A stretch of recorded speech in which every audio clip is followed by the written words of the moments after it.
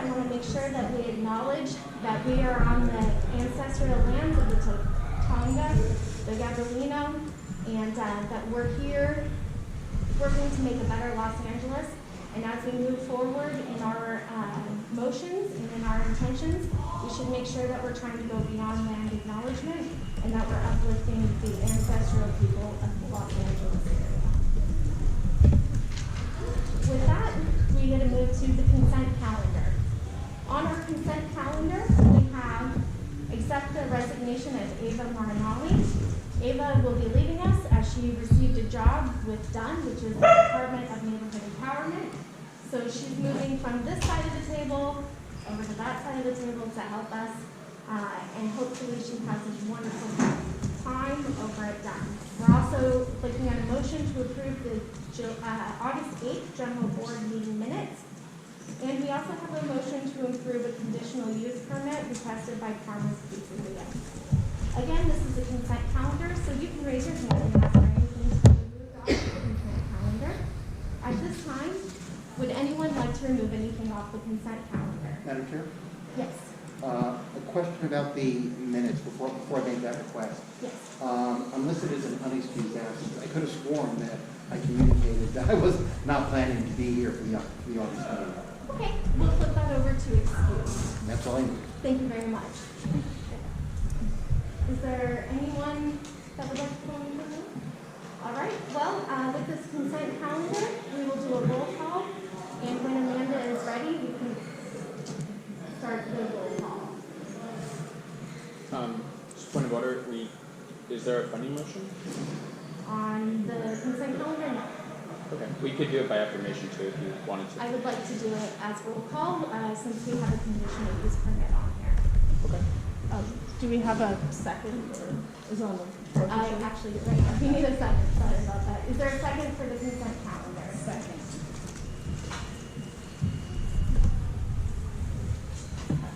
Okay.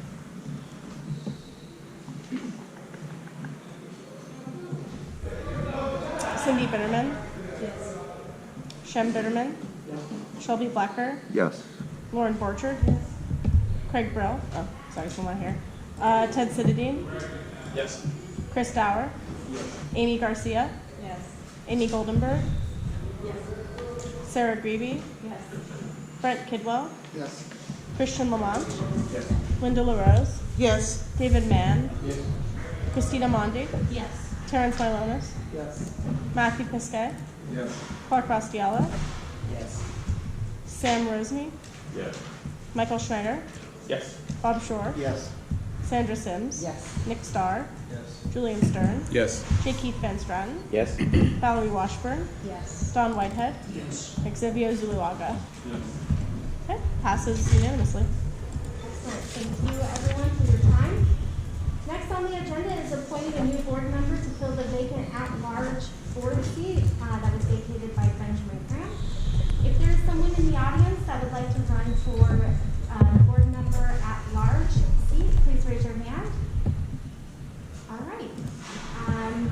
Go ahead and stand up and give us your name.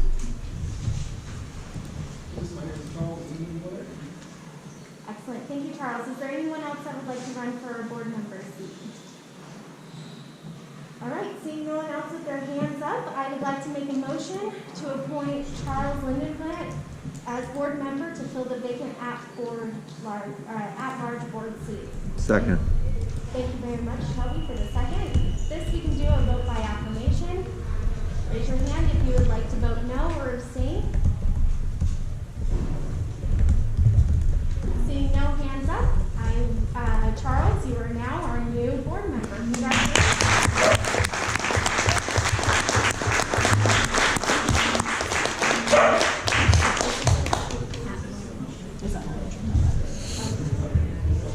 Hey, Amy, can you do me a favor? Can you grab that binder that's behind you? Sure. And can you go to the very first agenda? Yeah. And in that, can you hand that to Charles so he can take his oath of office, please? Oh.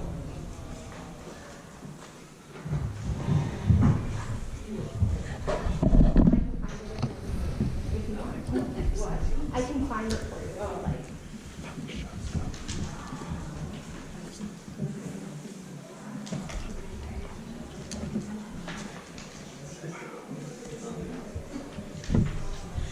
And if you can have that. If you could stand up and raise your right hand while reading your oath. I pledge to represent the neighborhood with dignity, integrity, and pride. I will encourage other points of view, even when they differ from my own. I will respect, value, and consider anyone's opinion. I will find the good in my neighborhood and praise it and promote it. I will act at all times in accordance with our bylaws and will conform fully both in spirit and intent. To my neighbors and to neighborhoods throughout the city of Los Angeles, I pledge to do this to the best of my ability. Excellent. Thank you, Charles. Please take your seat. Welcome.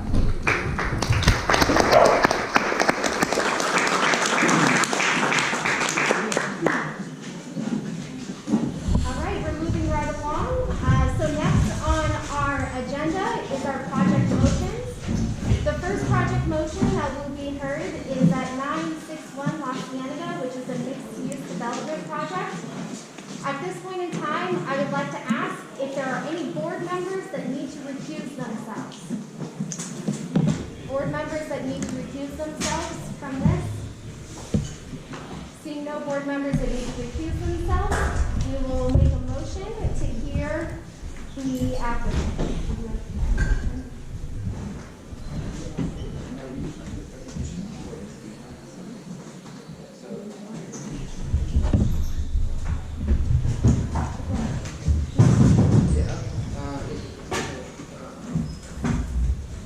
Is there an on switch?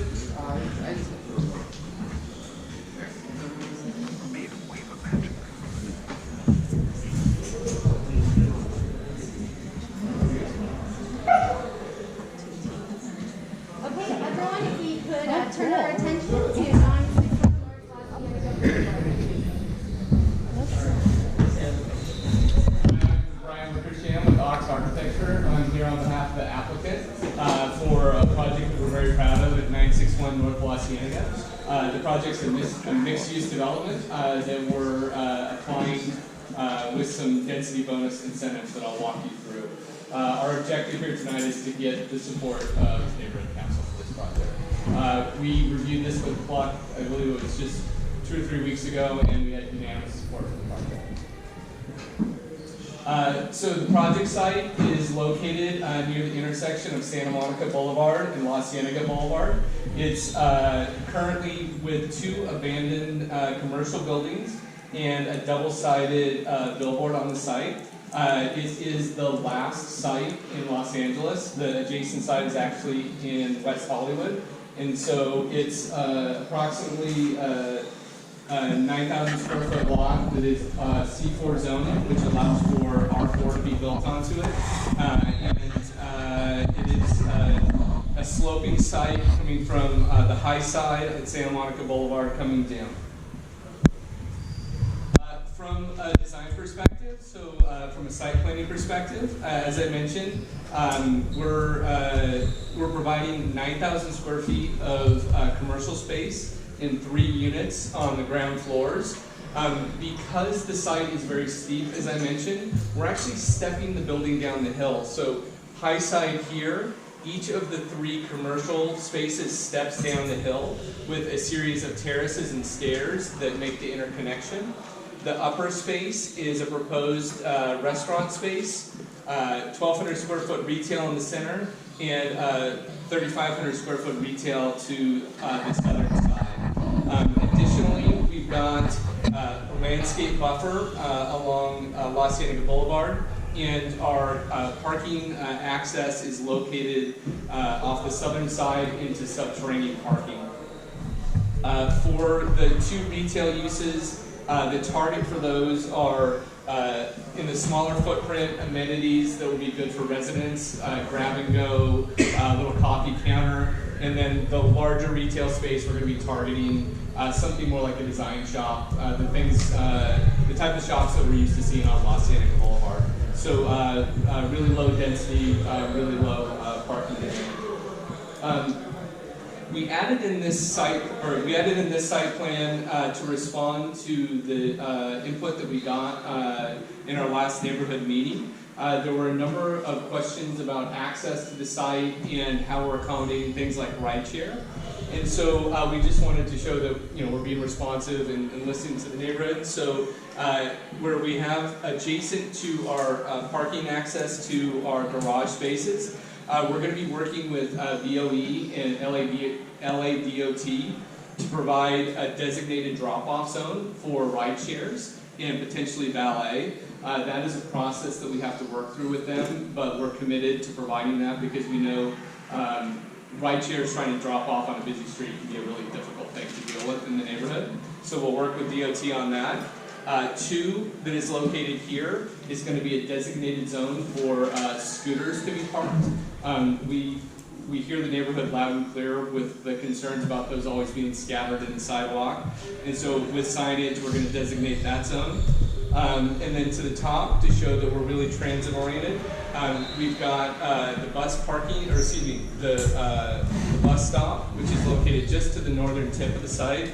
That's something that's currently there, and then we'll work with DOT on getting that appropriately sized and put into place. And then street trees. There was a question about whether or not we'd be using the London, and I'm bad at tree names, so the London plane trees, which we are not.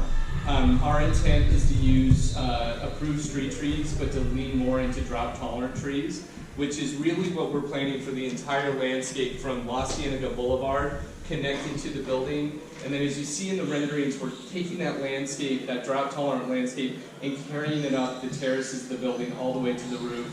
So we really want the building to feel as if it's a series of terraces with garden that carries all the way to the rooftop amenity spaces. And then from a parking standpoint, our total parking is at 96 spaces, 60 for the residential, 36 for the commercial spaces. And we're working operationally to make it so our commercial spaces can overlap for guest spaces for our residents that live in the building.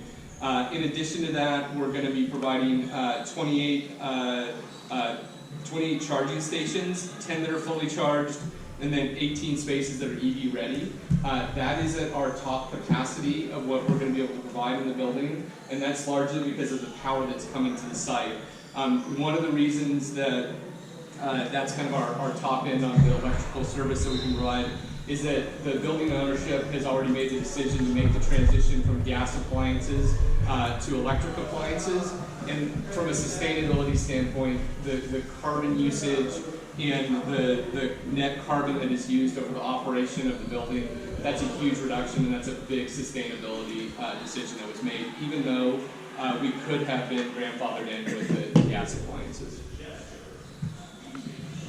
And then to the units, it is, as you can see, it's an irregular shaped site. It's kind of a truncated trapezoid. And so a lot of what we did was to try to work with the geometry of the site, and that enabled us to get some larger scale units like we see up to the top here. And then our standard units, which are 1 bedrooms and 2 bedrooms, are scattered throughout. This is our typical floor plate, which is about 12 units per floor. And the distribution on this is 52 market rate and 7 affordable units. And how we get to that is through using the density bonus process. As I mentioned, because it is a density bonus project, some of the incentives we're looking for are density bonus requirement or density bonus requests, and so we have 2 density bonus requests and 2 density bonus requests and 3 off-menu requests. Those are on the density in our in bonus requests. We're asking for a 22.5% increase from our buy right of 48 units, and that gets us to a density increase of 11 units with 7 very low-income units. Additionally, we had requested for a parking reduction down to a half space per unit. But because of AB 2097, we're actually going to remove that request from our official planning application because there's no longer a requirement that we provide parking on this property. We are going to do that anyway because we view it as an amenity for the tenants, and it's also better for the neighborhood that we're providing some parking for commercial spaces and residents. For our off-menu requests, we're asking for an increase in the FAR of 3.75 to 1. A reduction on the rear yard setback from 15 feet down to 5, which we're able to accommodate because there's an alley on the backside, and so it's kind of in line with what we're seeing in the rest of the neighborhood down that setback. And then a building height increase to 78 feet 9 inches. And the reason that we're doing that, the reason that we're going to 7 stories is that while this rendering is a little misleading and looks pretty flat, the site actually slopes a great deal, which is why the building is stepping down the hill. So we actually have more stories here than here, and it's just to sort of work within the grade plane that we have to work on the zoning calculations for the height. All of these requests went through the PZA process and were approved at the end of 2021, sort of late December 2021. These were all reviewed and approved. And then so here, as I mentioned, because we're getting that additional height, one of the things that we're doing is we're taking the entire building and stepping it back. So along the north side, the units step back with sort of a folding pattern that enables to have daylit balconies that look out to the east, but it also takes the massing of the building and pulls it back away from La Cienega. It was really important for us that the building feel like it was in scale and the character of the neighborhood, but also that because we were a little bit higher on the one side, we wanted everything to be pulled back. So after that 5th floor, everything steps back an additional 15 feet and then stepping back again. So we're trying to be responsive with the architecture to the requests we're making. And then from a design perspective, you can see here some of the high quality materials that we're looking at. This will be a metal siding that is got a nice patina to it, and that's in juxtaposition to the really nice white stucco siding. So what we're doing is each of the units has a balcony, and so we're playing a game in concealing the structural columns of the building and then having sort of rhythmic columns throughout that. That way we're breaking up the massing of the building both with the white stucco piece, but again with the massing stepping back. And it occurs to me before I say thank you, a couple of the things we wanted to mention that did come up in our last meeting. We are removing the billboard from the site, and we are not intending to put signage back on the building. And the building is not replacing any existing units on site. It is commercial uses, so this is adding 59 units of housing to the neighborhood. And as we all know, that is a real priority all throughout LA, both market rate and low-income housing, and in this case, very low. And with that, I will turn it over for comments, questions. All right, great. I'm going to make a motion to put it on the floor so we can go into discussion. Motion to support the project application and then we want to end our boulevard. Continue on ongoing construction task card for interest or loan of the residents. Okay. The motion is on the floor, and we're going to turn it over for public comment. At this point in time, public comment is 2 minutes or less. Is there anyone that would like to have public comment? All right, seeing no hands up, then we'll turn it to board comment. Board comment will be limited to 1 minute each. 1 minute. Is there anyone that has any comments or questions? Michael, I saw you first. 2 questions for you. Sure. What would how much parking would it have had 2097 not existed? What were the city's requirements? The city's requirements, had we gone for the parking reduction, would have been, let me just go back. Where did they have the totals? We would have been required to provide those 96 spaces. And that would be the 60 for residential at a half per and 36 for the commercial. And as I say that, I realize that's not right, because we would have been a half per, which would have got us to 49 divided by a half would have been 25 for the residential. Sorry, I'm not following. It's because my math was terrible. We're providing more parking than we're required to. Okay. With the density bonus incentive we could have asked for, we could have reduced to a half parking space per unit. And at 41 units, that would have been 25 spaces. So you cited 2097, but you're actually providing more parking. We're providing more. Yeah, okay. and as I said, we're providing parking that we don't need to. Okay. Because we see it as an amenity. My second question was, you said bus stop. Are you guys covering the bus stop, or what do you mean by it? We are working with the appropriate agencies to determine what has to happen to provide that bus stop there. There is a transit stop, but there's just some logistics we have to work through to get this on.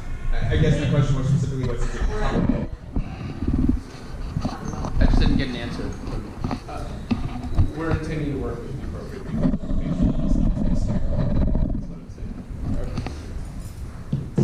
Yes, Cindy, that's all you next, then Chris, and then David. Oh, is there a potential that the bus stop will be removed? Is that what you're saying? From the construction? No, I don't think in any scenario the bus stop will be removed. We just have to work with them logistically on what we're doing, because one thing I did forget to mention is that right now La Cienega does require a dedication down the length of it, and what we're requesting is that rather than a street dedication, we do an easement in this area, and that easement is what's enabling us to create this green space and these patios in front of the units. So that creates a little outdoor dining space for the commercial, for the restaurant space, and then some nice little patio spaces outside of each of the commercial uses. We're also connecting these terraces with stairs, so it's a little bit nicer experience for walking up that street than the steep sidewalk. And so because we're applying for that easement, where that gets located is in flux, because it would either go away with the dedication, or it gets relocated. Did that confuse it even more? Yeah, and I just want to make sure the bus, and it'd be great if the bus stop was, I don't know actually what the bus is like here, but if it could be covered, if it's not already, once it gets put back in. I'm concerned that I was concerned that maybe a bus stop was going to be. All right, next question? Yeah, I was gonna say, I find supporting this project and other version is the same. And I'll clarify Cindy and Michael's question. Will you be improving the bus stop by adding shade or benches to it?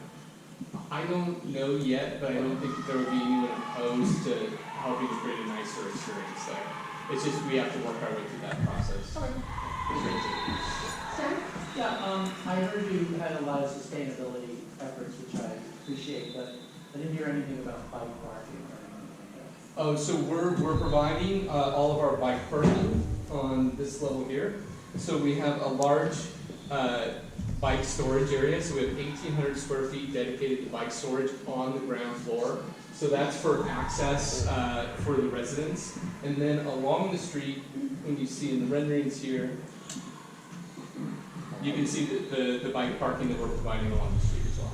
Could I just make a suggestion as a veteran biker that those are heavily targeted roads, and they're really not useful for bikers. I would encourage you to consider indoor parking for people visiting restaurants and other things. We'll consider that. Thank you. David? No, I voted for this, or I'm going to vote for it. I particularly like the challenge you had to do, you guys all had to do in terms of that lot there, and you squeeze in quite a bit of space, and it's to me it's sort of like a mini village with restaurants and so forth, so it has sort of standalone in here.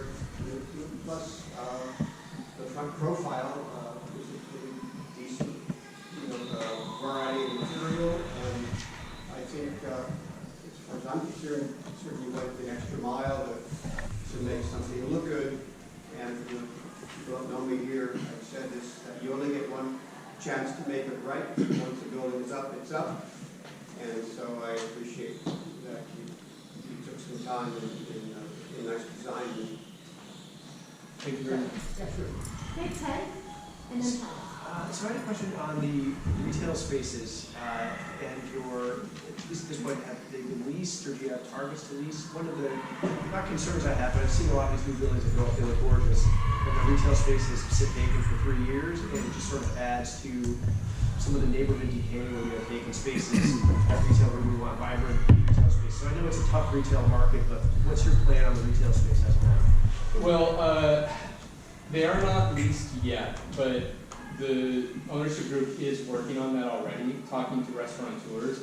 And the main reason for that is that to build out a restaurant, you have to have a lot of lead time by design to get the infrastructure in. So that is underway, and then one of the other discussions is also about potentially self-performing the retail as an amenity in the central space. We are very aligned with the neighborhood that we want people in there, and this ownership group is very smart about this is the things you have to do to make really good spaces, and when you have to start working on that, which they're doing. Okay, Charles and then Nick. I appreciate that the project's not going to take away any existing housing in the area, as a number of other projects have. But I am concerned that, given the size of the project there, what sort of outreach have you done to the community to let you know what's going on? Well, we do, in my office, we do a lot of work in housing all throughout Los Angeles, Southern California, West Hollywood. And so we're in neighborhood meetings like this a lot. And a big part about being responsive is listening when we're in these environments. It's hard to reach everyone in the neighborhood. It's hard to capture everyone because everyone's so busy. But we are listening when we come to these things, and that's part of the reason we are responding when we do get comments from the neighborhood. We did all of our notifications. We sent out to, I can't remember, 500-foot radius or whatever it was. And we've always maintained that we'll be open to any conversation as long as it's productive and working with people. But we were at the committee a few weeks ago, and I think we've done a good job of talking to the people in the neighborhoods that we work in. I can't answer better, and we're just trying to listen when we have the experts in. Nick. Just wanted to give a thumbs up to having the electrification of the stoves. That's great also for indoor quality and sustainability. Is there any solar happening? And if not, what are the obstacles to making solar something for the bigger scale project? Well, there are a lot of obstacles for it, mostly cost. And luckily, in this case, we saw the benefit of doing it, so we do have solar on the roof. So there's a large solar canopy on the northern portion of the building, and that does energy generation, but it's also providing shading on some mechanical equipment, reducing the heat load onto those, and providing some shade to tenants on the top as well. And so yeah, if you've got solar, big growth. Linda? Hi, thank you very much. Question regarding the 7 low-income units. I'm just wondering why such a low number? The unit count that we came to is really the balance of providing market rate and very low-income housing and making the economics work. It is a huge challenge to provide the very low income and still get to work. I think the density bonus process is a great thing. It's a really smart bit of legislation, but it's still so razor thin, especially as construction prices are as high as they are. And that's really how we arrived at it. We're providing what we can and in compliance with the code. But I think we all, we want to be providing more. We feel like we're asking for the right things to get those units. If we didn't have these other asks, it would be harder to provide it. Bob? Just to be clear, the very low income units you're providing, that's the minimum you need to in order to get the other things you're asking for, right? That is the number that gets us to the density bonus requirements we're asking for. Yes, Michael. I have a amending motion I'd like to introduce. Okay. Is there any other board comments at this point? Okay, no. What amendment motion would you like? So it says introductory tap cards for 10 trips 1 month to new residents. I'd like to add a comma and say, and building a new bus shelter for the bus stop. I just looked it up and it's a pole in the ground. Is there a second to this motion? I'll second. Keith. Keith is the second. Okay, and if you would like to vote, or is there any public comment on the amendment to this motion? Is there any board comment to the amendment to this motion? Yes, Julian. I'll just say that that bus stop is the bus stop that I took when I first moved to LA, like 14 years ago, and so I do remember it being not much going on there, and I think anything to sort of encourage people and sort of advertise the fact, hey, we have buses, use them, is a good thing. So I support this amendment. All right. Bob? Is that something that the private property owner can do? That I'm going to turn over to my land use counsel, who is very politely raising her hand. Hi, I'm Lisa Top, the Land Use Council. We're not necessarily opposed to providing a shelter, but if you've ever worked with LEDOT or Metro, it's not an easy process. And so, like, we can make best efforts to do that, but it can't be a condition of approval necessarily. So, we are happy to work with LEDOT on that issue. But they are a big bureaucracy, and we just need a little flexibility for that. It's in the public right of way, right? Yeah, it's in the public right of way. So we just need a little flexibility on that. But we will certainly be happy to work with LADOT on that. Thank you for clarifying. Is there additional board questions or comments? Yes, hi. So if you're not able to do that, that doesn't mean that it can not happen, right? I'm not certain what your jurisdiction would be over that bus stop, right? Exactly right. So it is in the public right of way. It is not on our property, so we can't just do that. So LADOT has to say, yes, we'll give you a permit, or you can just give us money for that. So that's the issue. Didn't you say there was a street dedication though that you're trying to get out of? No, we're doing an easement to provide the garden space in front. But that's separate. That is a separate thing. But I think what Lisa's saying is that to build a structure outside of the property line is a complicated thing. Putting a bench in is easy, but a canopy, we have to work with those agencies. Let me. Okay, just want to clarify. Whoa. Okay. Yeah, Let's let Lisa speak. Okay, so to clarify, bus stops are only in the public right of way. So bus stops are not on private property, even if we did not give the dedication, even if we didn't ask for the easement in lieu of the dedication, the bus stop still would not be on our private property. Sorry, I was just clarifying that just because you might not be able to do it doesn't mean it can't be done. Exactly right.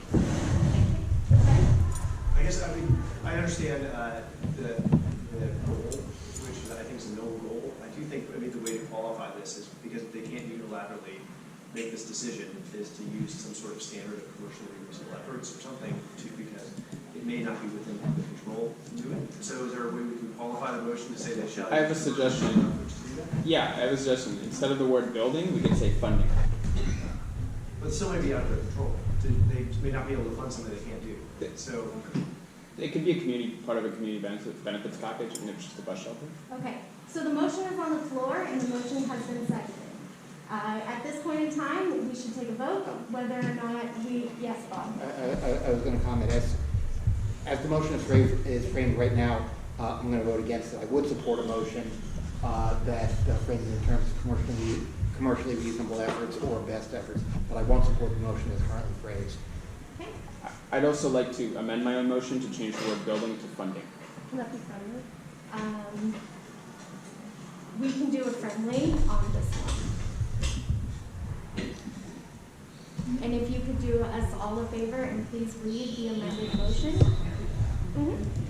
So the amendment would be Mid-City West Neighborhood Council supports the application at 961 La Cienega Boulevard contingent on offering introductory tap cards for 10 trips or 1 month to new residents and funding a new bus shelter for the bus stop. Okay. Is there a second to the friendly admin? Is there a second to that? Thank you.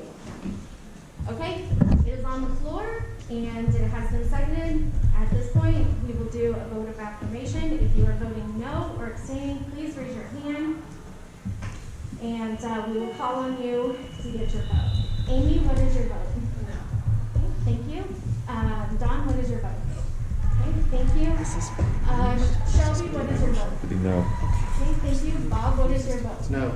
Thank you. Sarah, I vote no. Let's see, Matthew? No. Okay. Ted? No. Okay. Craig? No. Chris? On the amendment.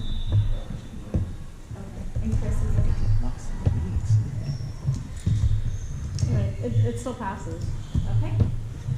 Then we are now voting on the amended motion. Could you please read the amended motion one last time so that we can... Mid-City West Neighborhood Council supports the application at 961 La Cienega Boulevard contingent on offering introductory tap cards for 10 trips or 1 month to new residents and funding a new bus shelter for the bus stop. The motion has been on the floor and it has been seconded. It's time for a vote. Clarification. So Yes. we're voting just on this amendment still? No, we're voting on the project. We're voting on the project. Correct. The amendment passed, so it's not part of the motion. Is there an opportunity to present another amendment, a second amendment to now that we're back on the original motion that's been amended, can another amendment be presented at this point? At this point, the motion has already been amended once. If we amend it a second time, it will go back to the committee.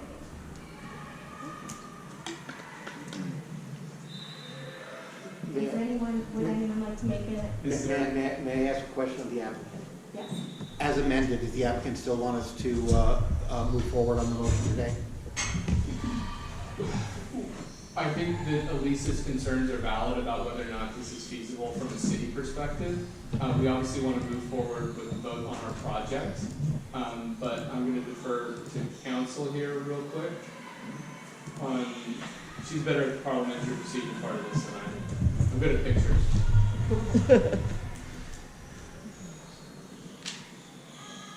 Yeah, I guess we need some clarification about what if LADOT doesn't want to put a cover there, or what is like. We're advisory. It's It's fine.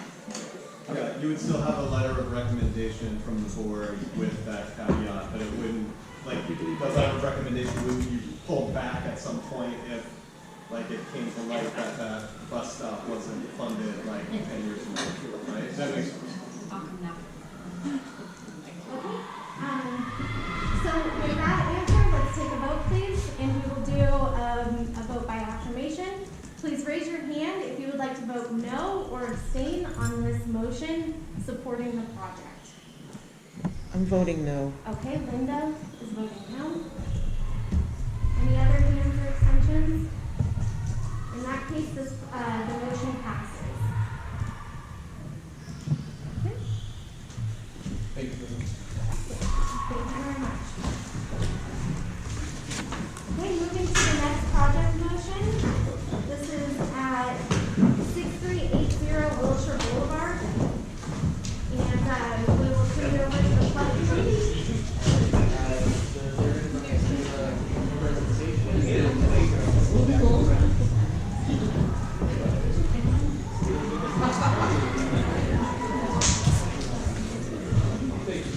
While they're setting up the presentation, I would like to remind everyone that if you need to recuse yourself from this project motion, this is the time to recuse yourself.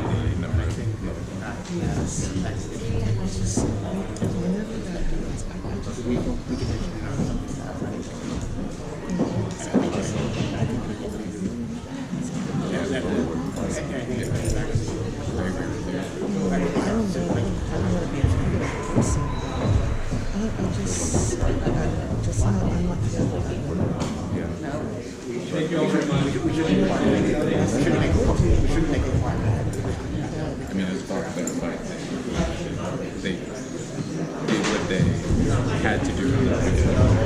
They didn't necessarily. I don't know the economics of it, and we have to sort of take his word at it. But I also know that I think it's good to have. But it's also good to have. Please, so that we can hear 56 the million next for presentation at 6380 Wilshire Boulevard. Please give your attention to our presenters. Good evening, everyone. My name is Jim Reese, and I'm here from Craig Law Company. I'm joined by my colleague Jessica Hens here. We're both working on this entitlement process going through the city of Los Angeles. Jessica, if you go to the next slide. So our project site here is on Wilshire Boulevard. It's at 6380 Wilshire Boulevard. As you are all very well aware, I'm sure it's between San Vicente and Crescent Heights. This is an existing 17-story building built in 1963. Next. the zoning for this site, when I look at this, I see that it is located in the regional center commercial area, which is the most intense land use area of the city of Los Angeles, where they allow the widest array of uses and greatest floor areas. The zoning, I see the zoning, this has been capped over the years, and it's really had restrictive zoning. But another thing I look at when I look at the zoning here is we are within a half mile of transit. So this is a very good location for our proposed use. If we go to the next slide, please. The proposed use is taking this existing office building and converting it to a residential project, a fully residential project. There will be no commercial left in it after we're done with the entitlement, hopefully. And these give you a little photos of the buildings along Wilshire Boulevard and then from the rear of the building. Some more project metrics. In this building, the 17-story building, we're planning to build 210 dwelling units with a large percentage of those being studios and 1 bedrooms. We'll maintain the floor area that is there, which is about an 8.70. And for some of you who heard our last presentation, that number has moved slightly because we went through the process in the city referred to as the PZA, or the preliminary zoning review, with building and safety, and in doing that, they asked for some minor changes to that, and that went slightly down. The the heights and stories we're not touching, that is existing today. The auto parking will be providing 166 spaces for the 210 units. All of these parking spaces will be unbundled, and much like the last projects, there is AB 2097 that tells us we no longer are required parking, but obviously we know that we're not there yet, and we do need to provide some parking. But we're hoping because of the adjacency to transit, we won't need quite as much parking and jobs for the same area.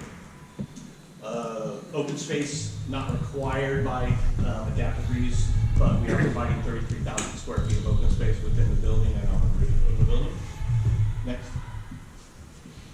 The entitlements we're seeking is a zoning administrative determination to allow an adaptive reuse project. And in that, they offer a series of incentives to allow this to happen. I think I used to do a few of these in the mid-2000s, I would say 2007, 2008 in downtown, but I don't know that very many adaptive reuses have happened in the last 15 years. I imagine we're going to start seeing a lot more of these as the office market is hurting right now. So with this entitlement process, we get a density incentive of allowing a certain amount of density based on average square footage, and that came out in our project to about 210 units. We get a waiver of site plan review. We get to maintain the existing floor area heights and yards of the buildings. We are asking for some deviations to allow the parking stalls to work. What is interesting in the city of LA, a commercial parking stall does not meet the standards of a residential parking stall. So even if every one of our parking spaces is code compliant, as soon as we converted it to residential, it becomes non-code compliant. But this is also a 40-year-old building, so there's some of the turning radii do not meet current standards, so we'll ask for a deviation of that.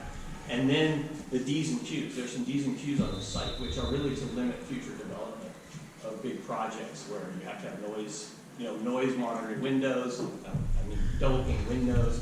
You have to have certain kind of coating to stop graffiti. A lot of things that just don't make sense for this project.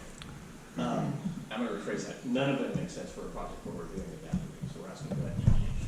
And then our environmental review will be a class 32 urban info. We've actually added on a historic review because we know the historic district right behind us, so we want to make sure we're not creating any impacts on them.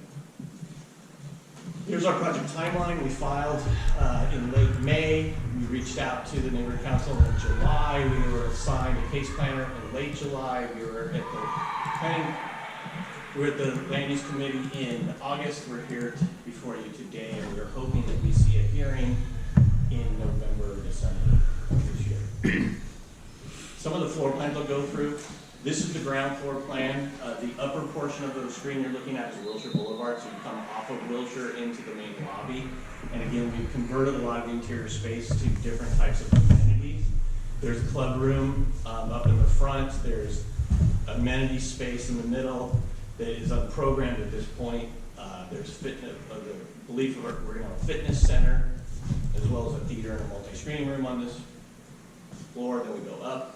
We introduce parking, and we have more areas for, this would be work areas for people to work within the building, like a WeWork type of situation. Next. We go up. So now again, we have more amenity space on the third floor, basic same configuration. Moving up to the fourth floor, please. At the fourth floor, we introduce our first residential units here, and we have more amenity space. This one actually planned for the golf fans of the building.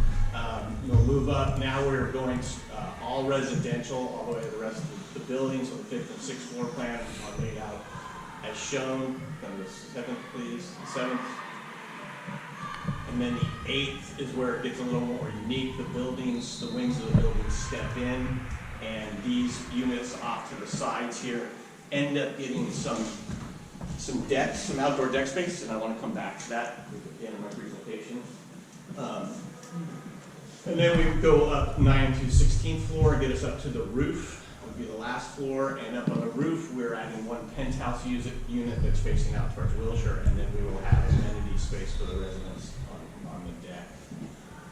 I believe we have a couple of elevations of the project, but again, we're not planning to do anything to the exterior of the building, so what you see out there is same thing we're have later. Those are the elevations. I believe that is the end of my formal presentation. I do want to say that at our last meeting, we heard a concern about the roof, and there could be privacy concerns for the residents behind. And the privacy concern was mainly about somebody, the concern is somebody could get to the edge of the building and drop something off into the yards below. It wasn't really a noise concern when I heard that much, but it was more of a drop. And at the time, I had suggested, well, what we could do is add a plan which would keep people away from the side of it. But in going back and talking to the client, the architect, the planters add a lot of weight. So the architect had a more, what I think is more simple, elegant suggestion, which is on those back decks, they would just put some clear plexiglass up, 4 or 5 feet that would stop from that from happening. So we're trying to address that concern that was raised. We also got a couple of calls about landscape improvements. And one was, one of the concepts was, could we put more trees on Wilshire? And we can't. Wilshire is impacted right now. There's one tree out there, but there are bus benches, there are utility poles, and there are light poles. And you got into a little bit of discussion in the last project about doing anything in the public right of way. It's incredibly difficult to do anything in the city of LA, no matter how well-intentioned it is. So we don't think we can do anything on Wilshire. We are looking at Capistrano, which is the alley to the west of us, and looking at seeing what kind of lighting we can do in that to make it a little bit more friendly, because there's actually quite a nice little pathway into the back way. Sure. It's a historic walk street there, and I had a question Are we having discussion? Well, I think all I'm prepared to say is we're going to look at adding some lighting and seeing how we can enhance that area. I just don't want you to take that. Okay. Oh, we're not. It's a public. Because I'll fight. It's public. It's not ours. Thank you. Okay, let's refrain from discussion until the motion is on the floor, please. I'll make a motion, there's a title on the agenda. Hello. Motion to support the project application at 6830 Wilshire Boulevard, contingent on offering introductory cap cards for 10 trips for 1 month, 2 residents, and the recommendation of the applicant consider steps to mitigate noise and risk of fall. Is that second? Second. So the typo was just the address? Yeah. And it's 6830 Wilshire Boulevard? Yeah. 663. Thank you.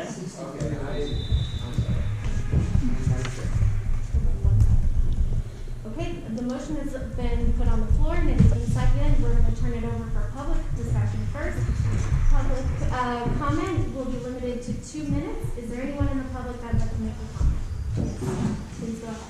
I live in the house that's painted in there, right behind there, and one of our concerns is not only someone dropping something, but it's a privacy issue. I mean, that's looking right down into our backyard. When we bought this home almost 30 years ago, that was a commercial building, there was nothing out there. And so that's quite an encroachment on our privacy. So I mean, while I do like the idea of there being a plexiglass wall, I don't like it being clear because, again, if it could be frosted, and it's only along that back side. I mean, they're going to have, you know, it looks like there's 3 different units that will have outdoor space, but it's just the outdoor edge that goes along right overlooking the residential, neighborhood home, and as well as on that rooftop. That's not so much a privacy issue, 17 stories up, but again, it's a safety issue, and I don't know that anything was addressed about what was going to be up there and what hours that the outdoor space could be used, that common area up there. So those are my concerns. Certainly. Yeah, absolutely. I was actually referring to all of those facades that look towards the back property.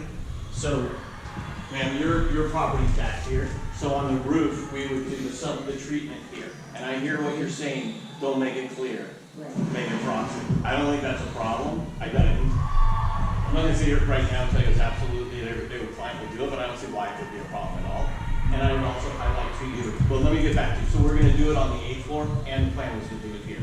Okay? But, so here and here, thank you. And I want everybody to okay, so that's. Is there someone else in the public that would like to make a comment? Okay, go ahead, John. Just a fun fact, that we are currently occupying Paul Francis' former offices, and this is where the office is located. So you can still see me and visit me here while we're occupying these offices. Okay, and if there's no other comment in the public gallery, then I'll turn it over to the board. Please raise your hand. We're going to go this way around, so we're going to start with Brett, then Craig, then Ted, then David. And then you guys keep your hands up and we'll go. 1 minute for both. Right? So I'm the zone rep for the neighborhood Parker Circle, and thank you for understanding the importance and respecting that we are a historic district with a neighborhood plan.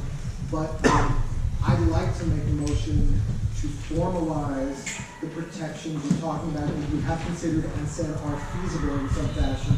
I'd like them not just said for fluff and then forgotten about, that these homes that could be peered down onto privacy as well as danger of falling in face that could hurt someone's little child in the backyard. So I'd like a motion to formalize that you guys will be putting some protections on the south side of the building of the residential units. I believe that's the motion in front.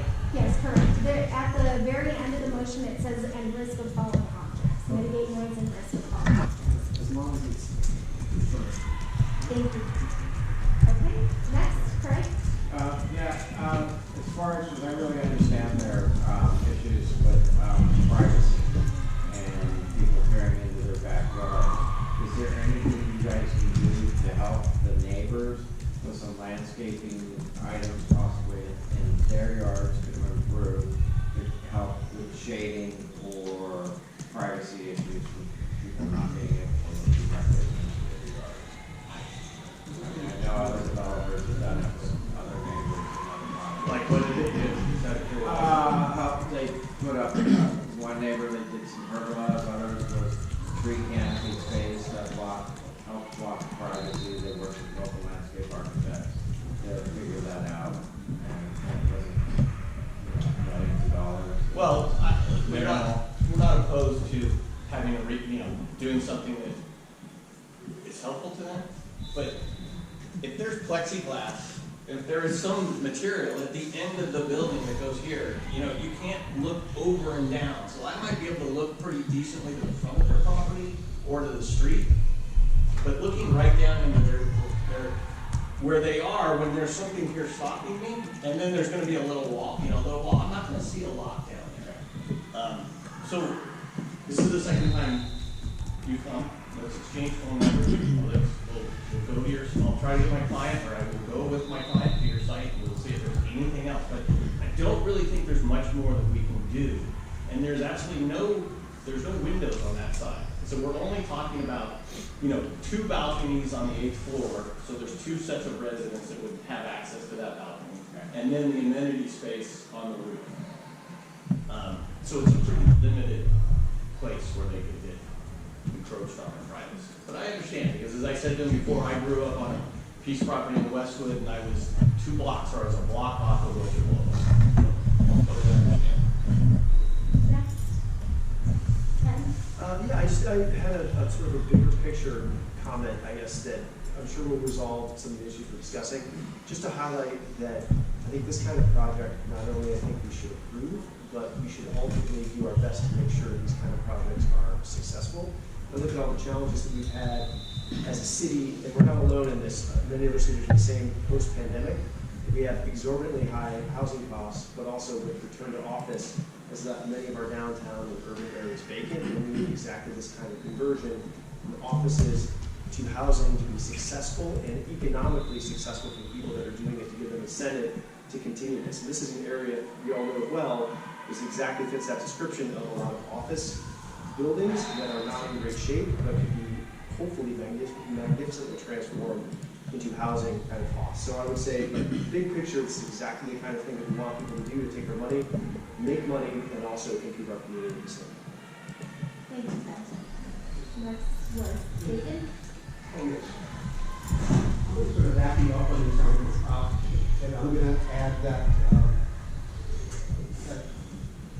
that part of Wilshire's, we all know at night is dead, and so the idea of having that building full of residents, most likely some restaurants, really vitalizes and keeps that whole area safe for everyone else. So I think this is the future. We're looking at it. The idea of repurposing office buildings. I told these guys that years ago, Buckminster Fuller, when I was talking to them, said everyone that can't find a place to live should live in office buildings because they're just all empty egg crates or something like that. So I logged this project, and I hope it, in fact, becomes the lead in our area. Thank you. Bob? Yeah, I'm going to, excuse me, I'm going to repeat a question that I asked at the committee level for the benefit of the board. One of the features of this project is workspace that's more or less adjacent to parking space. So I wanted you to talk about the measures you're taking to protect air quality in the workspace. Well, we're going to have a demising wall. You did ask that question. You're right. Where we have parking, there's a demising wall. So there's not like there's parking directly into any of those units or those spaces, and they'll all have mechanical filtration systems within the building. I don't know what a demising wall is. I'm sorry. A demising wall is there's going to be a solid wall from here. Okay. So it's not like you're going to park and you're going to come out the door here and see cars. Did you say dividing wall? Demising wall. You did say demising. That's what I was trying to say. Okay. Thank you. Thank you, Valerie, then Linda, Valerie, Shelby, Linda, Jakey, Michael, Sandra. Question, I think I remember from one of the slides back there that the plan is to have as many as like 2/3 of the unit be studio apartments. Is that a decision your client made because of their perception of market conditions or because of the constraints of the space? I'm going to say it's a little bit of both. I mean, I see in my profession, even in brand new projects, a bigger reliance on smaller units because they become more affordable to individuals. Yes, they create some issues with families, but I think there's, and then I also think just the configuration of this building. So I think there's two things that really play into that. And I also think that, what somebody appreciated in the last presentation was, because we don't have a ton of parking, having people having kind of singles, you don't have a lot of demand for the parking. Just definitely, that was thrown out. Okay, Shelby? Hi, yeah, I'm very in favor of this plan. I had an office in Hollywood in the 80s and early 90s when there was a lot of vacant office space that was converted into apartment spaces successfully. So I know that this type of thing works. I do have a question, and maybe it's already been addressed. Maybe it's not even an issue anymore. There used to be a print shop in the building, and I don't know if they had a Department of Toxics permit. And coming from a building that was built in the 60s, when it was renovated in Hollywood, I know that there was a ton of asbestos in the building. So are they issues for you? The toxic issue, I don't think I can go through the class 32 if my site is on a toxic waste site. Is that, and so I think that, I can't say that I've studied both of those issues. Can I revise that? Any asbestos would have to be remediated, but it's the toxics I can't quite have an answer. A print shop just needs to have a permit to operate when they're dealing with solvents and hazardous waste. So it's like a small contained area. Most small print shops have waivers, but they still need to file for a Department of Toxic permit. It's not like it's a cleanup site or anything. I'm sorry if I didn't make that clear. It's a very small little thing. Yeah, well, that's why I was kind of positive, because I wasn't quite sure. But I don't know the answer to your question tonight. Thank you. Linda? So the studio units, are those the lower income units, or how many studio units are you proposing for this building? There was I think it was about 140 of the units were studios. And we're not, there is no, we might as well talk about this, there is no affordable in this project. Okay. It's not a requirement of the adaptive reuse, and adaptive reuse is a really expensive task. And if you go to the last slide, you would basically I want to share this. So the city of LA just went through an update of the community plan in downtown LA, where obviously we have the majority of our regional center commercial and our tall high-rises. Their economic study for downtown LA said that there is no prototype of building downtown that makes financial sense to convert. Just the buildings themselves. And if you add in affordable, it makes it less financially feasible.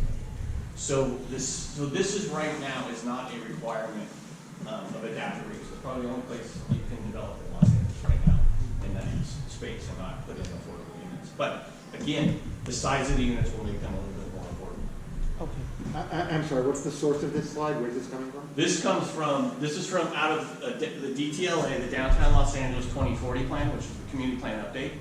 And this was done by HRNA, which is the city's feasibility consultant, or the city's feasibility consultant. So it's on the city's website. Looking under the Downtown LA community plan, which was recently updated. Thank you. Jay Keith? I was going to ask about affordable units as well. So just to go back to that slide then, so you're saying that the reason you're not having affordable units is because you don't have to? I think that it's not a requirement, correct. And the reason it's not a requirement, and they're not looking at putting it in the new ordinance, because the city is building a new ordinance, is because of this study. And they chose not to put it in downtown LA when they were updating it. Right. But this is not downtown LA. Right, I would make the argument that downtown LA's probably got better development or metrics than this area. Okay. Because of that, I will not be supporting this motion. Thank you. Michael? 2 questions for you. You mentioned Capistrano Way. La Jolla dead ends into Capistrano Way. There is a curb right there without a ramp. It makes it difficult for people in wheelchairs, people on bikes. I was wondering if you would consider, since you're talking about improving it, putting a curb cut there, or working with the city to do it. Okay. Consider it. I mean, we can. Again, DOT or BOE allows it. I don't think it's a major problem. My second question was, you mentioned there's a difference between residential and commercial parking spaces, and I was just curious if you could elaborate a little bit on that. It's the first time I've heard of it. A commercial parking space can be 8 foot 4 inches. Residential has to be 8 foot 8.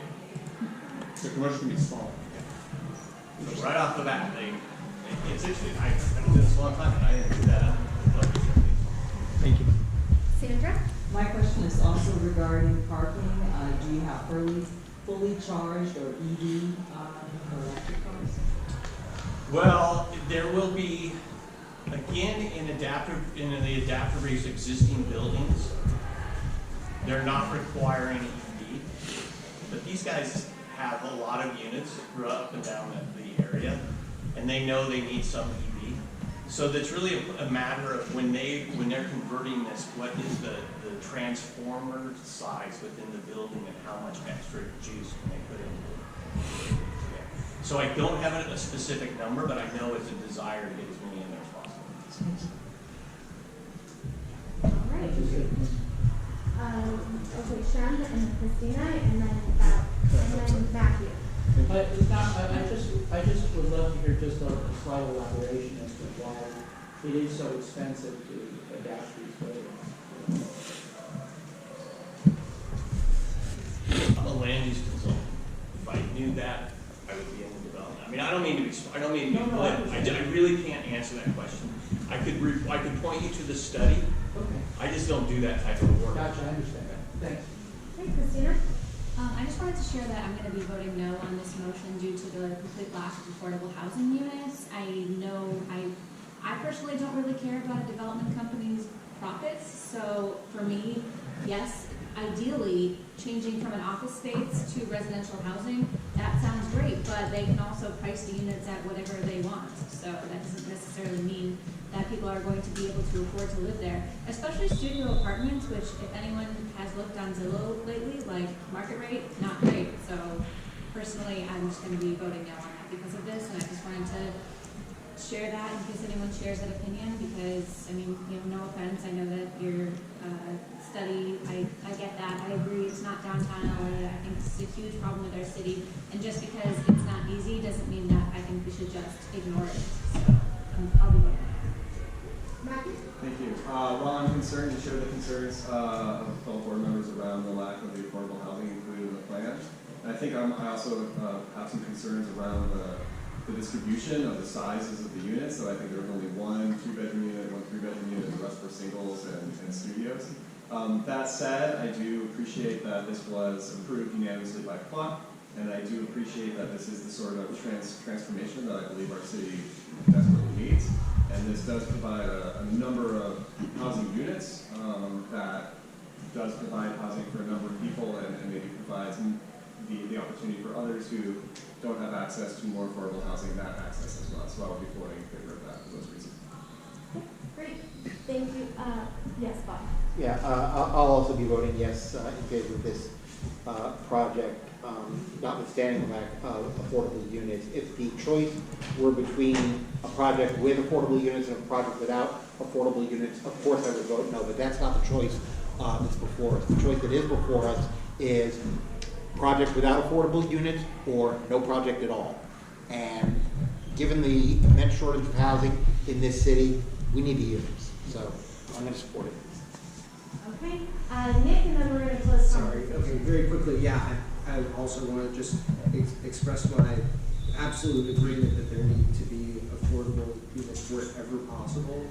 If we are going to depend on developers to solve the problem of housing, we are always going to have this problem. What we need is actual public housing, which is built by the city and the state and does not have the inefficiency of a profit. Chicago is doing it. We can do it too.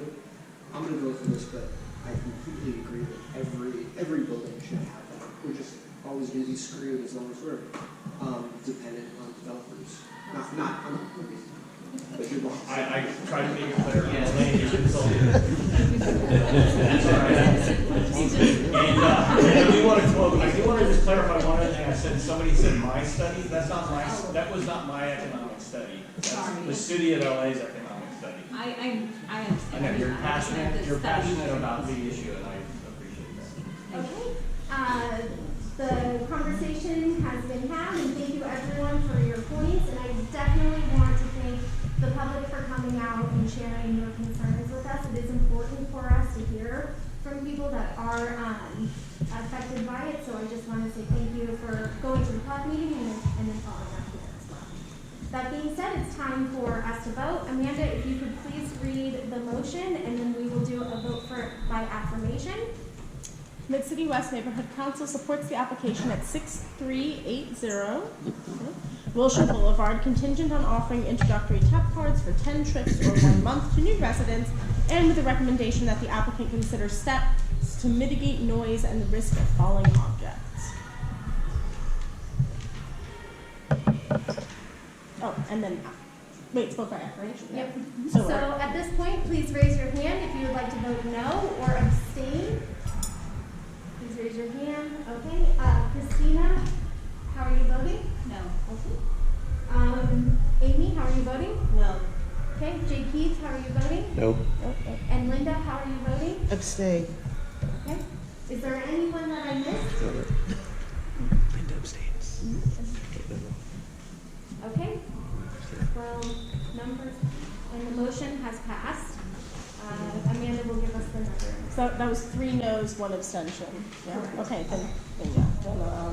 Thank you very much. Thank you for your time. Appreciate it. Next, we are going to move to our policy motions, which is number 9 on the agenda. I'm going to rearrange the agenda just slightly so that one of our board members can make his 25th anniversary dinner. Oh, I know.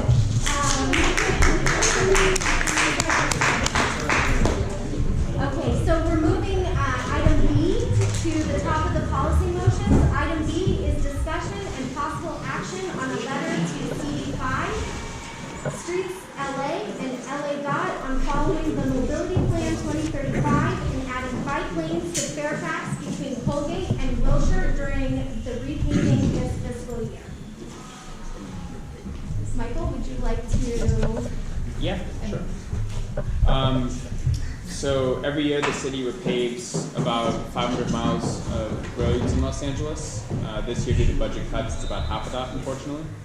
But Fairfax between Wilshire and Colgate is being repaved this fiscal year. So that's between now and June 30th. Fairfax does have a bike lane planned on the Mobility Plan 2035, which, just to remind everybody, is it's the adopted mobility plan from City Council, and it's a circulation element of the general plan. So this letter would go to the council office, CD5, and it would CC DOT and Streets LA. I don't need to read it word for word, but essentially the reasoning behind this is A, to implement a mobility plan. It's good practice during repaving. B, it provides a great first mile, last mile option to get to and from the future Purple Line station without having to use a car. There's a lack of north-south bike corridors in general in Los Angeles, and this would fulfill that. There will be a protected bike lane on 6th Street eventually. It would connect with that. And it would calm traffic down around Hancock Park Elementary. I saw an email from someone saying it's disingenuous to even mention Hancock Park Elementary. To be clear, this is not where the crash happened and the mother was killed. But when you add a bike lane, it calms traffic down and it makes it safer for everybody. Pedestrians, drivers, cyclists, etc. So that's it, and I'll move that we send this letter. Is there a second? Second. Who is the second? Thank you. All right, the motion has been made and it has been seconded. At this point, I will turn it over to the public to see if anyone would like to make a comment about the letter to CD5, Streets LA, and LA Dot. Seeing no one in the public, I do want to recognize that we did receive quite a few emails in support and some emails against this bike lane today, and starting yesterday-ish, and today we did receive some emails, so board members, please make sure that you are familiar with those emails as they come in before you come to the board meeting. That being said, it's time for board comments. Let's do a minute and a half for board comments on the letter, and we will go backwards this time, starting with Amy, J. Keith, and then Bob. Oh, sorry, Amy, Dawn, J. Keith, and then Bob. I support this, obviously. It's true. I can't ride my bike unless it's Sunday morning when everybody's still hungover and sleeping. I can't ride my bike to the north or the south. It's too scary for me. And if I take the Expo line or the E line, I have to go 4 miles out of my way because Fairfax, you just can't ride on it. At least I can't ride on it. And to have a little bit more bike path would be really helpful. And so I 100%.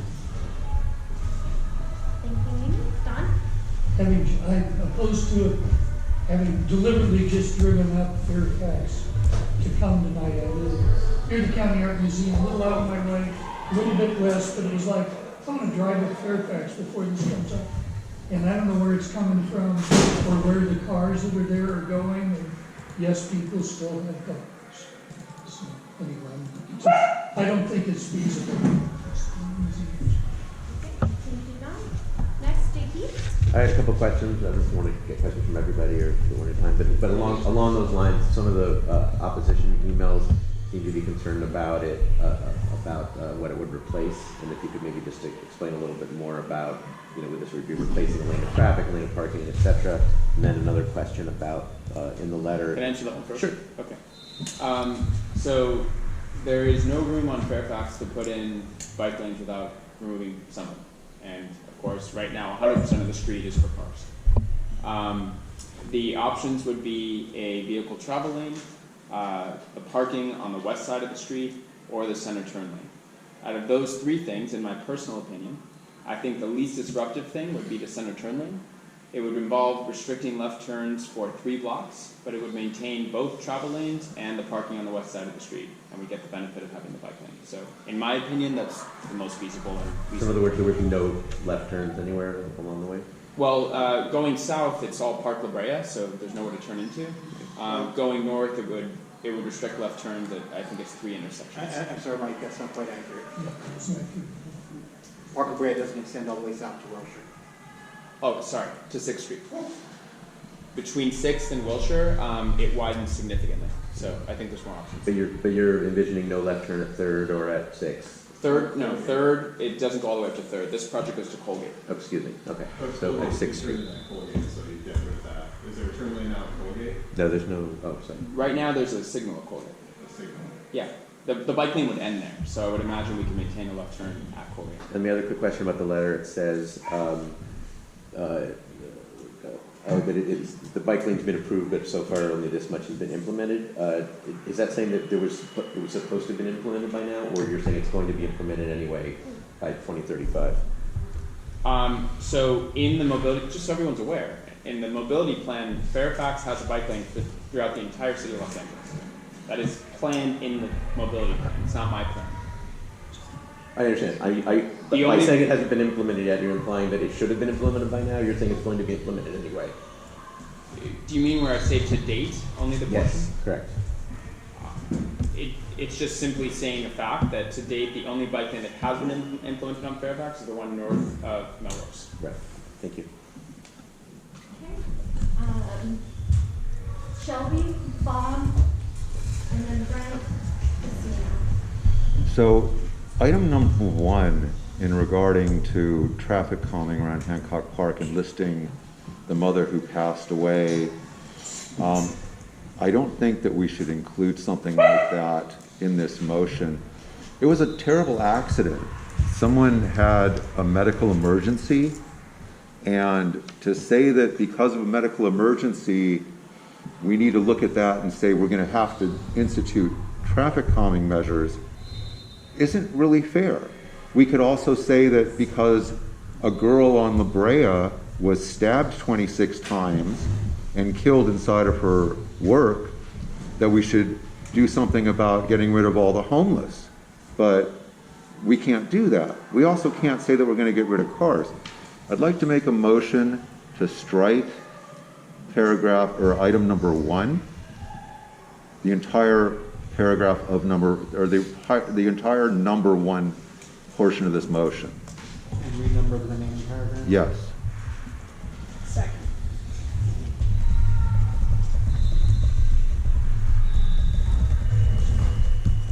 Has been made and has been seconded. Who is seconding? And Tyler. Can I make a comment? I don't have a problem striking the site of. I personally don't have an issue with either one, but I'm guessing some people around this table might have an issue with moving a travel lane on Fairfax or moving parking on the west side of the street. So if you're not okay with removing a travel lane or removing parking, and you're okay with this, you are essentially making it impossible to implement. There's no more room. Christina. Thank you, Sarah, and also thank you for keeping us in order. I know this is a passionate issue, and I'm a driver, I never bike. I completely understand that that is not the way of the future. I also live in that area, so I drive up that street a lot, and there are people biking there regardless. It's unsafe for them, it's unsafe for me. I love taking left turns, but in Los Angeles, that's already difficult, and so I can understand where Brent is coming from. At the same time, that's also making an assumption that people on those streets want people to make left turns. I know that there's also people that say, I don't want people turning onto my street because it's residential and it's unsafe for my kids. So I respect that point of view, but also just want to offer that maybe other points of views, and we're kind of making assumptions without speaking to the residents as a whole. So I do encourage that, but yeah, that's my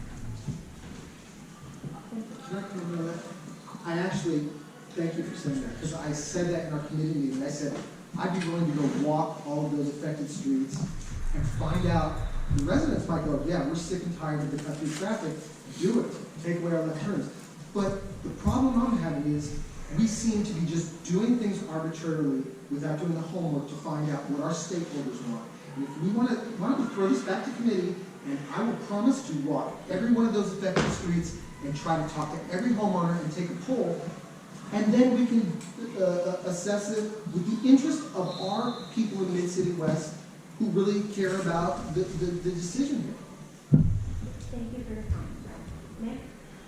Well, I just want to say that I think the order of operations here, as Michael has articulated, and correct me if I'm wrong, is, and one, we basically have an advisory role, so we can't actually do anything. We're just making a recommendation.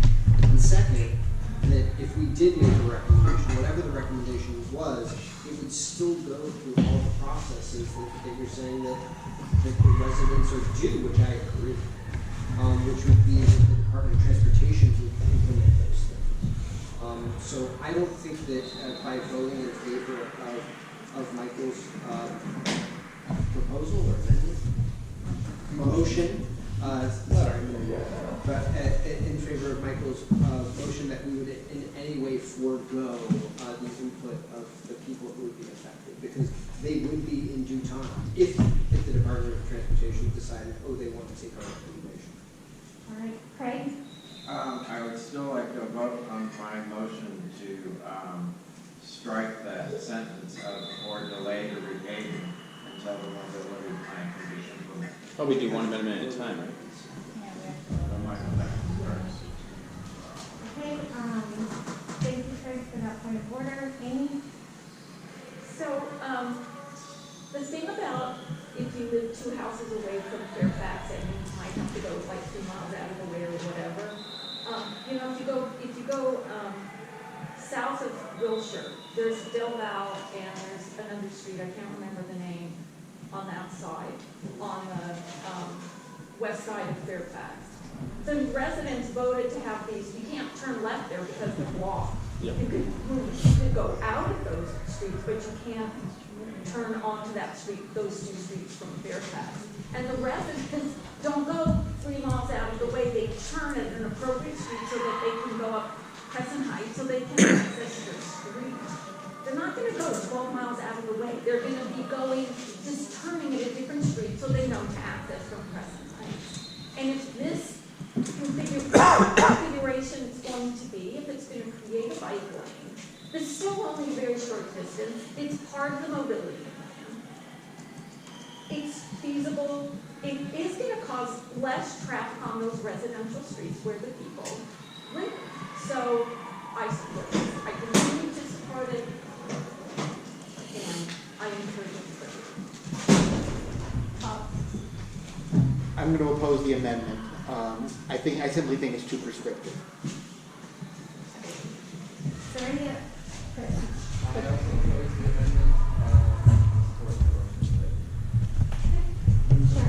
I also oppose the amendment because you represent me and I don't agree with your point of view. So I'm not one of the people that you say you represent that supports your point of view. So please don't speak for all the people. I appreciate that you want to survey the people, but don't just unilaterally speak. I'm the least unilateral person, and I was looking out for just a minute. That's all I was doing. Matthew. Motion to vote on the amendment?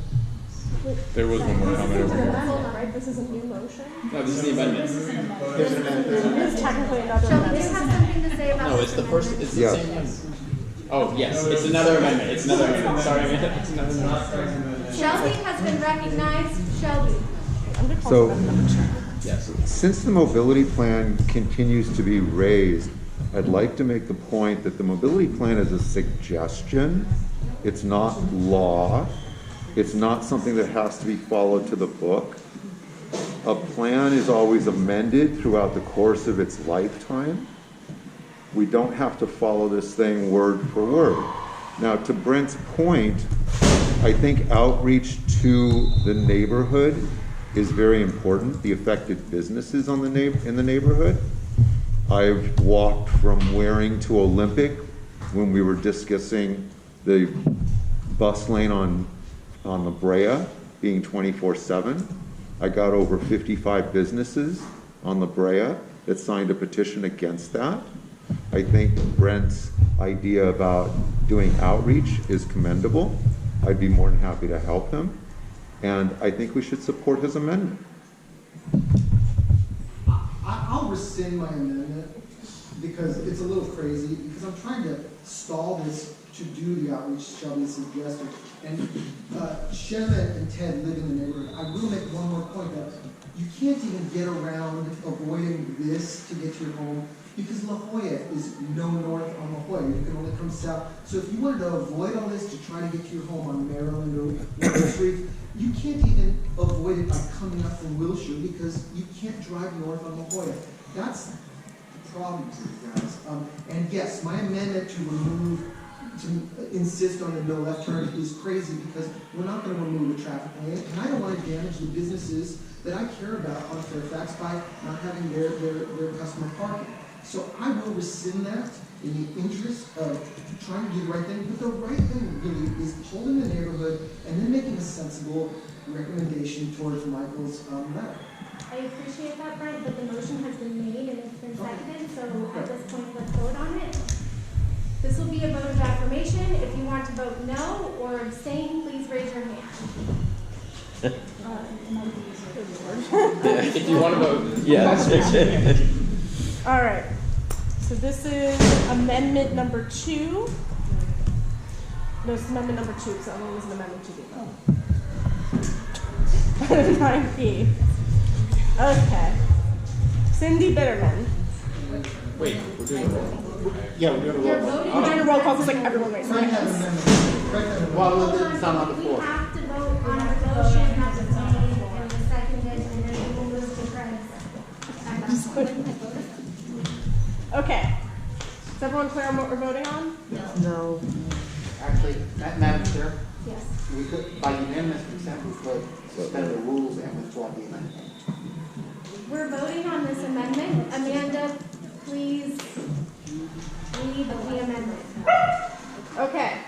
So I see. I'm sorry, Amanda, I get it. I'll just say it anyway. The amendment is to support the motion with the change implemented unless no left turns would be prohibited to accommodate the addition of bike lanes. Okay, so now you're asking, okay. I'm asking if you Raised. want that change to our If letter. you do not want to make that change, Say no. then you are voting no, and you would raise your hand. If you'd like to abstain, you would raise your hand. But we're doing a roll call at this point, so Amanda will call it. So no. Okay. Shan. No. Shelby Blecker. Yes. Yes. Yes. Lauren Borchard. Craig Brill. Yes. Ted Siddidy. No. Chris Dower. Amy Garcia. No. Amy Goldenberg. No. Sarah Greavy. No. Brent Kidwell. Yes. Christian Lamont. No. Linda LaRose. No. Charles Lindenblad. No. David Mann. No. Christina Mondi. No. Terrence Milonas. No. Matthew Pesquet. No. Clark Rostiala, No. Sam Roseme, No. Michael Schneider, No. Bob Shore, No. Sandra Sims, No. Nick Starr, No. Julian Stern, No. J. Keith Van Straten, No. Valerie Washburn, No. Don Whitehead, No. Xavier Zuluaga. No. Okay. The amendment number 2 does not pass. Okay. Craig, you had made a motion? Yes. What is your motion?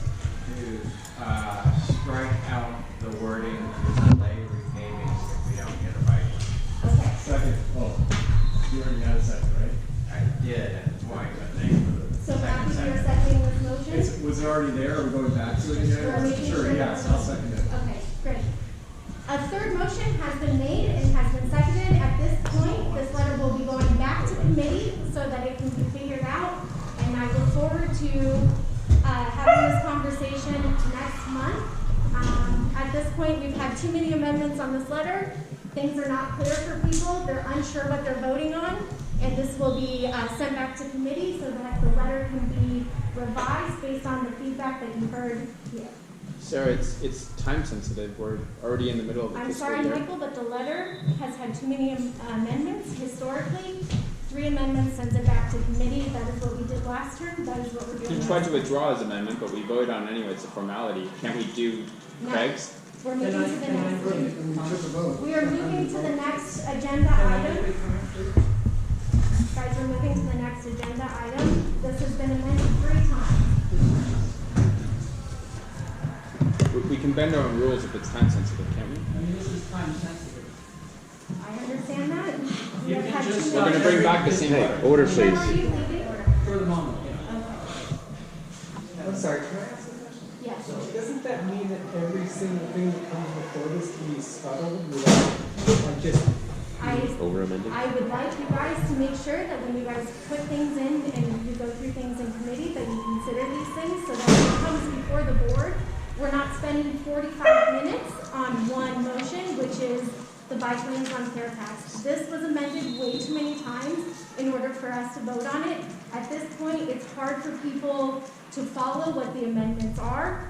We've already done an amendment, we amended that amendment, and then we've done 2 other amendments. Sarah, it passed unanimously out of committee. Sorry. They're just doing it on purpose. It's Every obstruction. motion can be scuttled by whoever I- wants to vote against I it get going that, forward. Terrence, I understand that. This is going back to committee. That's what just happened. He just left, and now we have a time sensitive thing we can't vote on. And Shem left as well, so I appreciate it, but we're moving to the next thing on the agenda. Okay, there's gonna be no change in committee. I just have a question. So it doesn't matter whether the amendment passes or not, just somebody offering an amendment, just 3 different amendments being even offered is enough to sink in? When it's this much discussion about something, yes. Bike lanes are always contentious. There's always I'm sorry, discussion. Michael, we're moving to the next thing. The next thing on our policy motion is discussion surrounding SB 411. SB 411 is the legislative bill that has gone before the California Assembly as well as the Senate. And this talks about moving to in-person or virtual, virtual, not in-person, meetings happen based on 2/3 of the legislative body's vote to approve it. Is there anyone that would like to give further input on this discussion, or is there anyone in the public that would like to make comment? No? Is there anyone at the board that would like to make comment about SB 411? We're not actually voting on it at this point because the governor hasn't signed it and city council has not passed or approved it. And no letter was submitted and there is no CIS file for us to attach this to. So the discussion right now is if this group feels that this is something that they want to move to, which is a Zoom style of meeting, then this is your opportunity to ask questions, get clarification. We will be voting on it next meeting. And next meeting, this will be one of those things that we need to make sure that we can determine whether or not this board wants to move forward. There are a few questions on whether or not the board has to be 2/3 of the entire elected body or 2/3 of people present. So we're getting clarification from Dunn on that. And also people should have received an email from our Dunn representative saying that after the governor signs this bill, they will be giving us more direction, which is why we're not voting on it tonight. Yes. I just wanted to clarify a couple of elements of the bill. You also have the option to meet as a hybrid model, and you will be required to meet either 1 or 2 times a year fully in person. Once according to Once. statute. There you go. I just wanted to put those 2 things out there. Could you repeat the hybrid part real quick? You also have the option to do a hybrid model. So you can do in person via Zoom, or you can do hybrid. I think we've determined that's technically infeasible. Just wanted to throw that out. Yes, Chris. Would this individual committees meet differently, like some would be, or some would be virtual, some would be in person, or is it everything virtual, or virtual? I would imagine. Michael, go ahead and answer that. It provides flexibility, so we can choose. I also want to clarify that the way the bill is written, we had to take that amendment. Sorry, when I say we were working with the senator's office, not in my capacity as a neighborhood council, and the amendment was worded very liberally. So the 1 meeting a year can be a board meeting, it could be a committee meeting, it could be an executive council meeting. It is a requirement, but it doesn't mean that every committee has to meet in person once a year, or the whole board does. We can choose. Amy? Okay.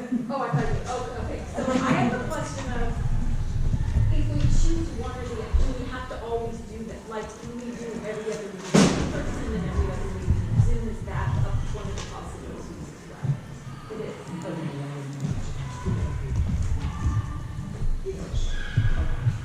Is there any funding motions or funding given to make it possible to do hybrid? In the bill, it's not related to funding. There's no spending related to the bill. I can answer that. The Zoom accounts that we had before are still active through the end of this fiscal year, which is June 30th. CD 13, when they introduce the motion at council, as soon as the governor signs it, is going to include a provision to find funding to fund the Zoom accounts for next year. So it shouldn't come out of the neighborhood council budget. Who's CD 13? Hugo Soto Martinez. I just wanted to add that this bill only lasts 2 years, so it will need to be reauthorized again. We're looking at you. Hopefully we're still here.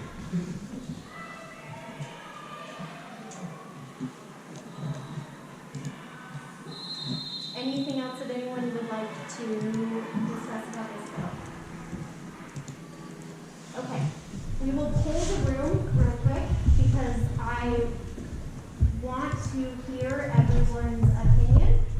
If the governor signs it in the next 7-ish days to 30 days, would this body be interested in having a special meeting in order for us just to meet and hear this and pass that prior to an October general meeting so that we can start moving to a virtual format? If that passes the board, would that be something that this body is amenable to doing, meeting just to discuss SB 411 after the governor signs it, which he is supposed to sign it? If you are opposed to that, could you please raise your hand?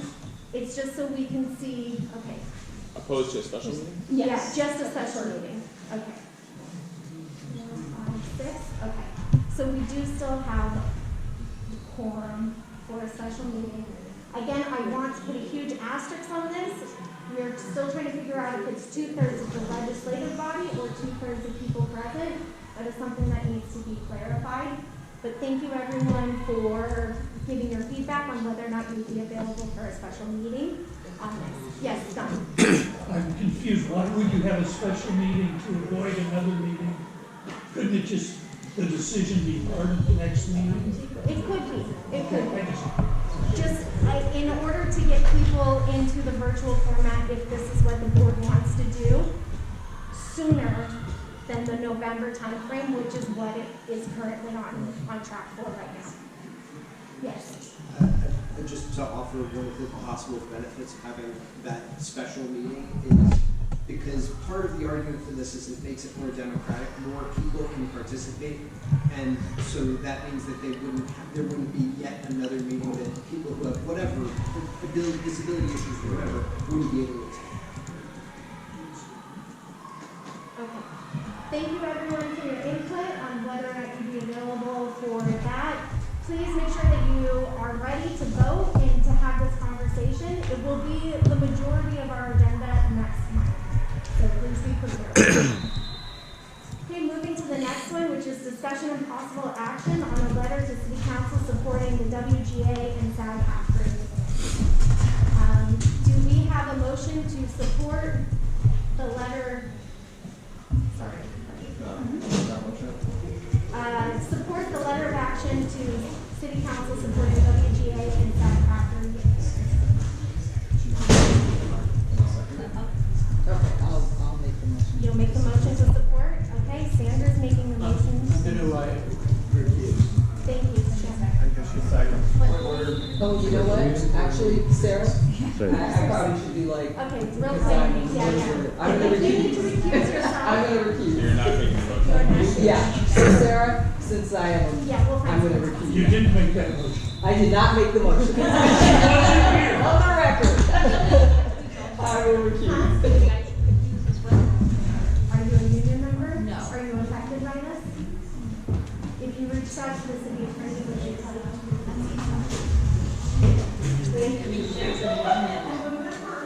I participate in a lot of union stuff. I think if it were your spouse, I'll sit in.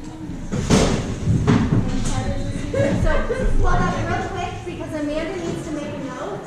And those that are recusing yourselves, I will be sending you an email. You do need to fill out a form that you're recusing yourself on this. So, our recusals right now are Sandra Sims. Yep. Shem Bitterman, Cindy Bitterman, and Ted City. Yep, got it. Okay, Amy, can you make sure that you come and get them at the end of the conversation? And you got to stand. Just remind me.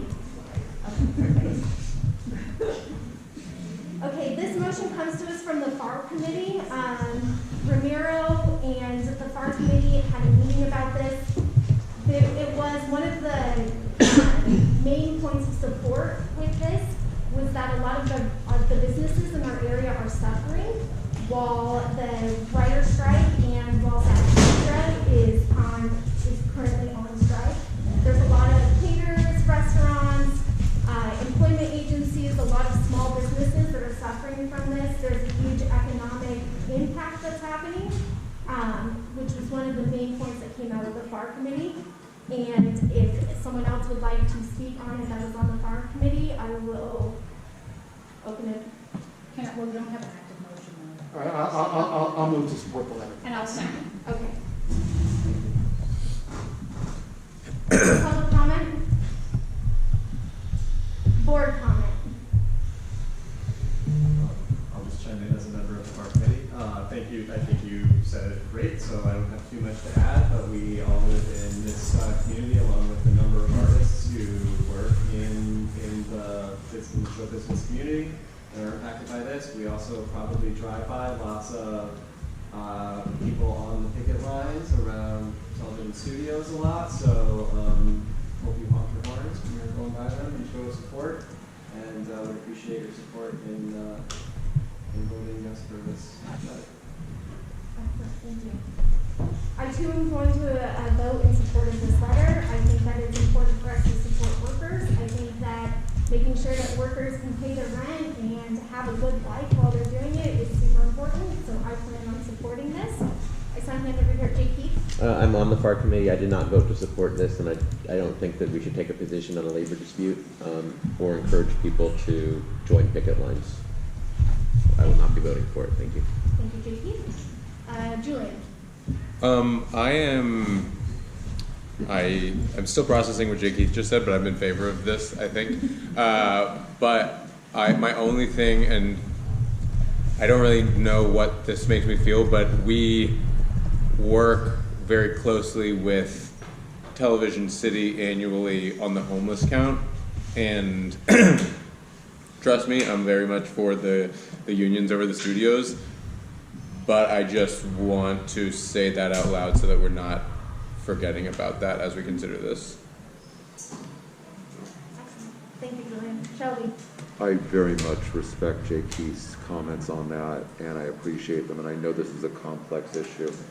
I'm also not sure we should be voting on a labor dispute, but I do support the workers and their rights to make more money. It's a very difficult issue. I believe I'll be abstaining from this. Christian? There are a lot of folks in this neighborhood, specifically who work with SAG and WGA, and I think it's important to show our values as a deliberative body, as an advisory body. And I don't think we're voting on any negotiations. I think we're speaking up and we're supporting our neighbors and the strikes. I encourage you all to vote yes on this motion. Thank you. Anyone else? All right, seeing no other hands up, we can do this by a vote of affirmation. Please raise your hand if you would like to vote no or abstain from this motion. JP, how would you like to vote? Abstain. Okay, thank you. Shelby, how would you like to Abstain. vote? Okay. Did I miss anyone? Thank you, everybody. The motion has passed. Amy, if you could tell our friends to come back.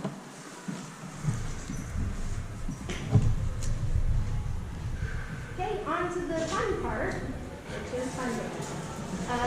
Valerie, once everyone returns, would you like to give an update on the report and budget process?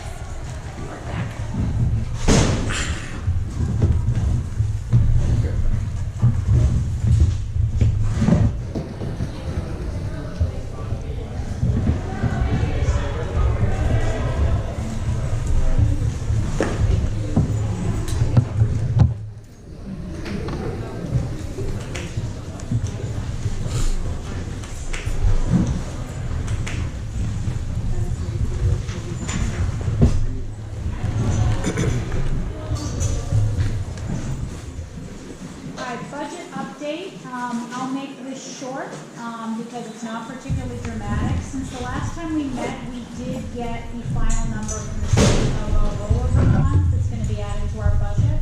We had $7,965 left over from last year, so our total budget for this fiscal year is going to be $39,965. My hope is to bring a motion for, right now we're operating under a placeholder budget that was passed by the preceding board. My hope is that at our next meeting, I will have a budget motion for us to vote on that will be this board's budget. And I hope to also get everybody a little bit of an explainer of what the budget categories are for those of you who are new before that happens. As of now, we have comfortable wiggle room in all our budget categories, so I'm not going to sit down and give anybody, I'm not going to read out the numbers and take up time doing that, but if anybody is interested on what we have spent so far in various categories, shoot me an email and I'm happy to send that. Thank you for the update, Valerie. Moving to the second part on this agenda, which is a motion to approve the August 23rd monthly expense report. I will make a motion to approve the August 2023 monthly expense report. Do I have a second? Second. We'll give that to Amy. Amy seconded it. Is there anyone in the public that would like to make a comment about this? Excellent. Is there anyone on the board that would like to make a comment about our monthly expense report? Seeing no hands raised, motion has been made and seconded. Amanda, if you could please take us through the roll call since it's a friendly motion. Cindy Bitterman. Yes. Sean Bitterman. Yeah. Shelby Blacker. Yes. Lauren Borchert. Ted Sittadine. Yes. Chris Dower. Oh, yes. Amy Garcia. Yes. Amy Goldenberg. Yes. Sarah Grebe. Yes. Brent Kidwell. Oh, I'm sorry. Did I miss Craig Brill? Yes. I'm sorry. Yes and yes. Christian Lamont. Yes. Linda LaRose. Yes. Charles Lindenblad is ineligible. David Mann. Yes. Christina Mondi. Yes. Terrence Marcus. Matthew Pesquet. Yes. Carfasiello is ineligible. Sam Roseme. Yes. Michael Schneider. Yes. Bob Shore. Yes. Sandra Sims. Yes. Nick Starr. Yes. Julian Stern. Yes. J. Keith Van Stratton. Yes. Valerie Washburn. Yes. Don Whitehead. Yes. Sylvia Zuluaga. Yes.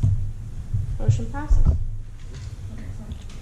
Next is item C, discussion and possible action on spending $1,000 in support of parking bays activation within Mid-City West. This motion has passed the Transportation and Sustainability Committee with 8 yeas, 0 nays, and 0 abstentions. We could table this, we don't have enough time to do the paperwork for the city clerk. Thank you, Michael.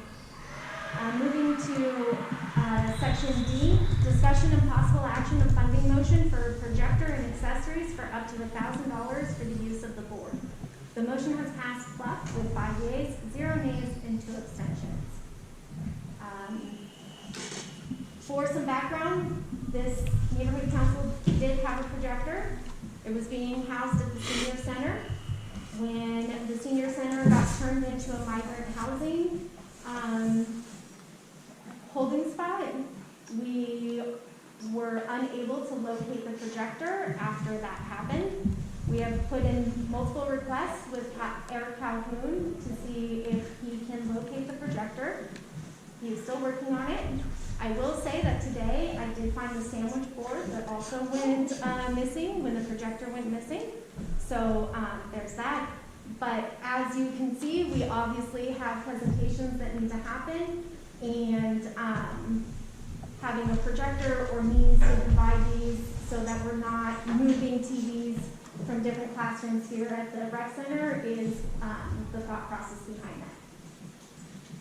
I will say that if we pass this motion and SB 411 gets signed, and then we agree to go to a virtual situation, the need for the projector obviously is no longer as large, except for the one time a year that you have to meet in person. So I will put that out there, but it is probably prudent for us to take care of our housekeeping, which is why it's on the agenda right now. So would you like to make the motion? Yes, sure. Motion to approve funding for projector and accessories up to $1,000. Is there a second? Second. Sorry, you seconded that? Thank you. Okay. Tad, do you want to make a public comment? Does anyone on the board would anyone on the board like to make a comment? Michael, JP? Given the likelihood that we're going to go remote for at least the majority of our meetings, I don't see the point in spending $1,000 on a projector. Our storage situation is dubious, and it will just collect dust if we're doing these meetings on Zoom. Why don't we table this and consider it if and when we decide to stay in person? JP? Same, and also if we do get one, how do we make sure that this one does not go missing? What's the protocol for that? Protocol would be that it would be moved to the storage unit after each meeting, and then be locked in our storage unit. And are we able to use this TV ongoing? We don't know. Correct. Sorry? We should be able to, but we do not have. Got it. Okay. I mean, we had to find it and move it today, so Got it. it's. I would encourage either tabling or a no vote on this then. Okay. Thank you. Valerie? I'm gonna vote yes on this, even though I share your concerns, just because just authorizing the spending of this money does not mean we have to spend it, and I trust Pluck and members of our executive committee to only make the decision to spend this money if it turns out that we're actually going to need this projector. Bob? Yeah, that was basically my questions. Is it the case that we're only going to buy it if we stay in person? Okay, as long as that's the case, I'm okay with the motion. Well, that's the thing too, that it needs to be that. For instance, right now, this projector in my home. Because at our company, we didn't know if we were going to be prepared or not. So I just paid for that out of my pocket. I'm going to return it, but it has to be pre-approved for me to therefore be refunded. So that's why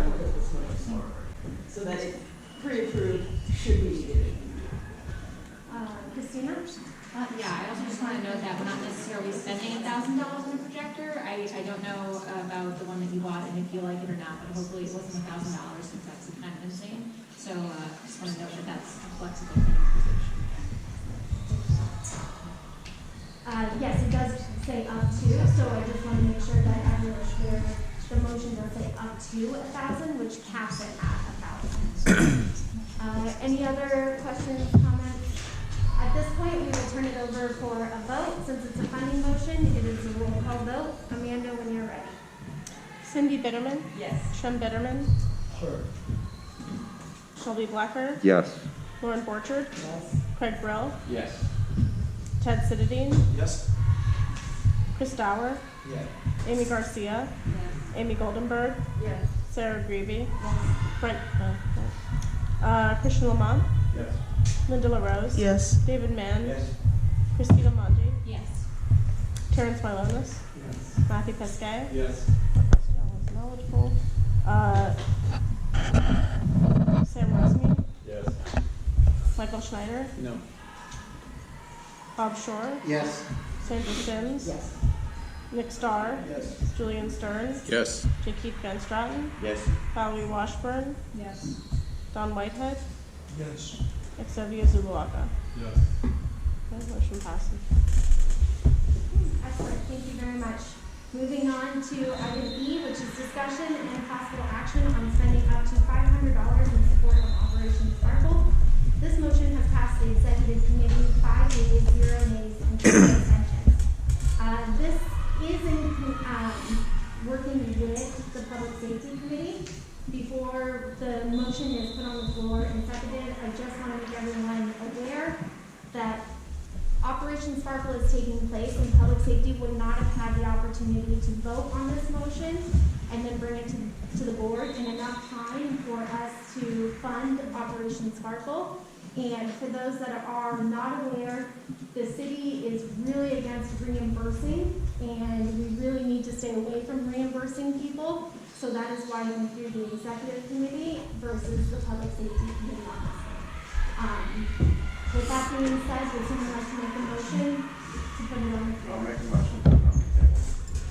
Sorry. I'll make a motion to put it on the table. Okay, so you're making a motion to spend up to $500 in support of Operation Sparkle? Yes. Okay, do we have a second? Yes. Okay. Shelby? Okay. Is there any public comment from Tao? Okay. Is there any public comment from, or is there any comment from the board? Is the next event planned? Is the next event planned? Yes, so our next event is planned for October 14th, 9 o'clock. We'll be meeting at the Starbucks at the Grove, and the planned route is 3rd Street and Redwood. And so generally my view on these is probably the easiest, lowest cost, most visible, and one of the most positive things we can do in the community generally with these events. How we started these with such a great community involvement. My goal is to make these low cost and easy to plan, so we can do more of them. And if you've ever been on one of these events, it's super easy. Not only does it not take a lot of time, but community reception is fantastic. I had a woman hug me that I did not know. Offered to buy me a beer on one of these. It's very positive. I think it unites everyone, no matter where they are in the community, appreciates this. So I would just encourage us to try and do this. I don't think I'm going to even spend anywhere near $500, maybe zero, because we have most of the equipment already. This is just a backup plan in case for some reason that falls through. Where can we find more information about it?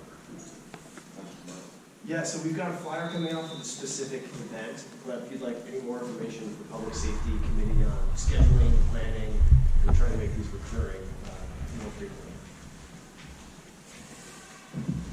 Any other questions? Yeah, sorry, Shelby. Are we locked into the 14th? Because the Academy just said that they're having an event on the 14th that's going to be pretty widespread as well. We are locked into the 14th, yeah. Yeah. Although it won't be, there will be others coming after that as well. Okay. Great. Are we doing any community outreach for it to let community members know to come and join us and help out? We are doing, so our channels we have today within the neighborhood council, we're also working with MMRA and working with Cedars and Farmers Market Grove. That's C5 as well, yeah, it's in 5 of course. Any other questions? Yes, Tom. Make a recommendation that we reach out to Park Elementary, just given the location there. Yeah, sure.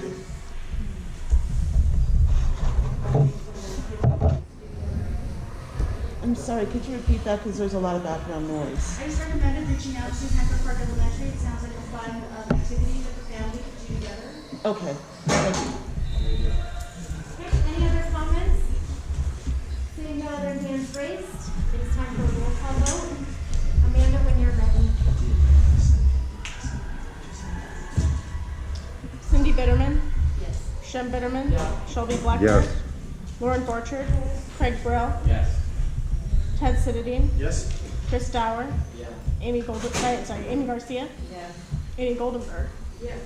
Sarah Greavy, Yes. Christian Lamont, Yes. Linda LaRose, Yes.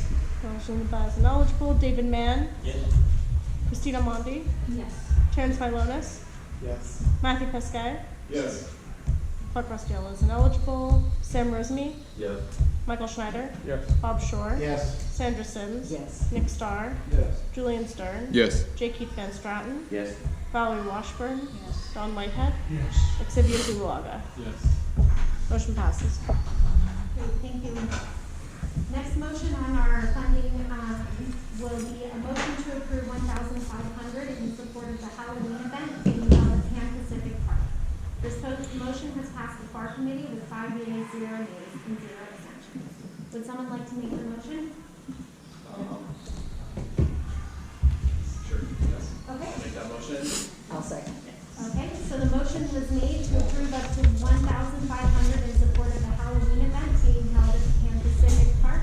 Motion was made by Matthew and seconded by Sandra. All right, any public comment? Seeing no public comment, we'll turn to the board. Matthew? I'd just like to make a quick comment. We did discuss this at our committee. We talked about knowing historically that this we have funded this event at the park. It will be on Halloween, October 31st. I think it's a Tuesday or maybe a Thursday. It will be here that afternoon. We're also going to make sure that we know that things have been purchased in prior years, so we are going to do due diligence and look through the storage and make sure that we're not rebuying anything that we already have.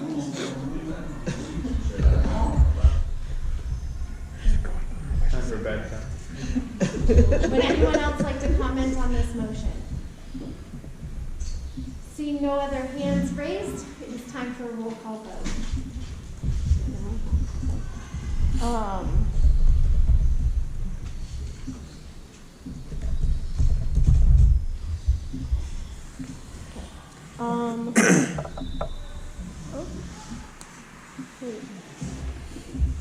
Okay. Cindy Bitterman. Yes. Shem Bitterman. Yes. Shelby Blackburn. Yes. Lauren Borchard. Yes.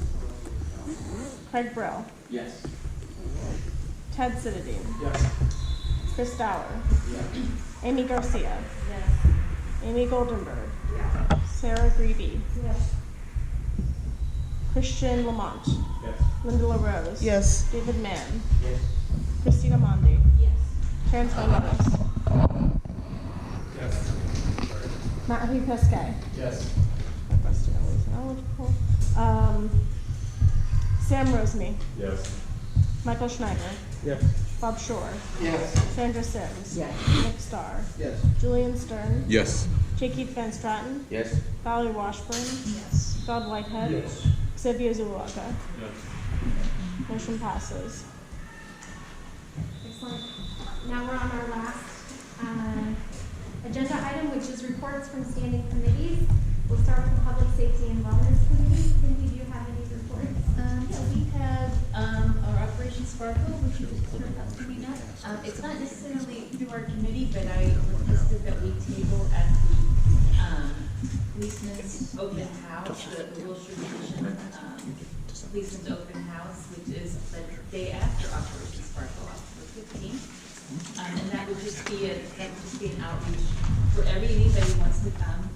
We'll go set up, do snacks, and we'll be giving you guys more information about that. And that's about it. What else do we want? And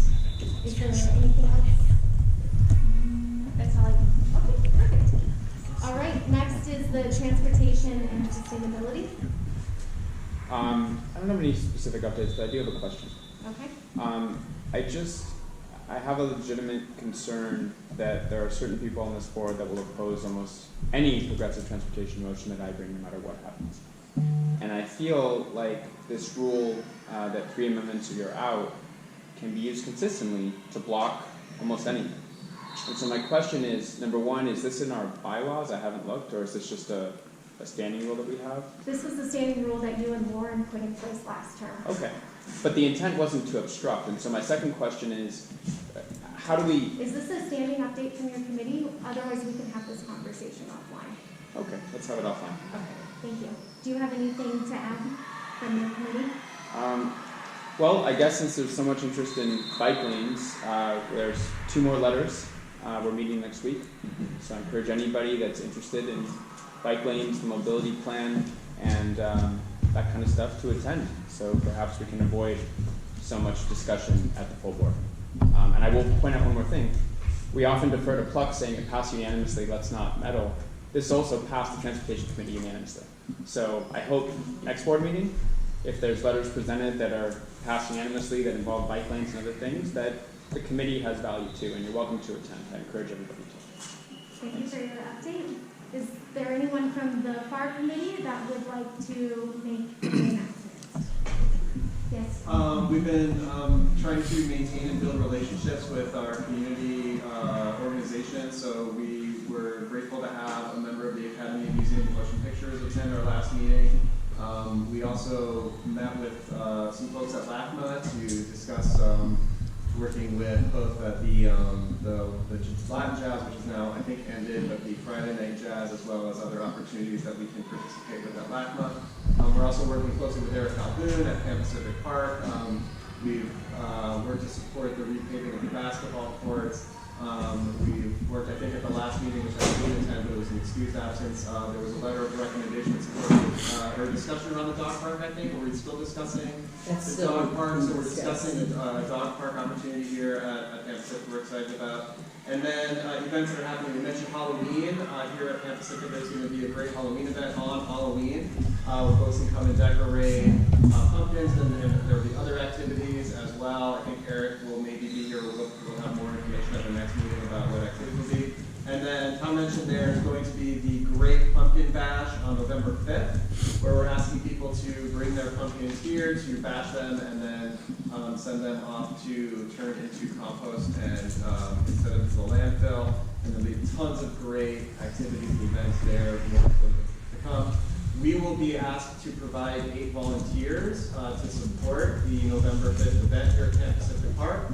Ramiro, our manager, will be organizing the volunteer organization of that, so be on the lookout for a sign-up form coming from Ramiro in the next couple of days. Thank you. Thank you. Next. Oh yeah, go ahead. You were Mr. Middle Green.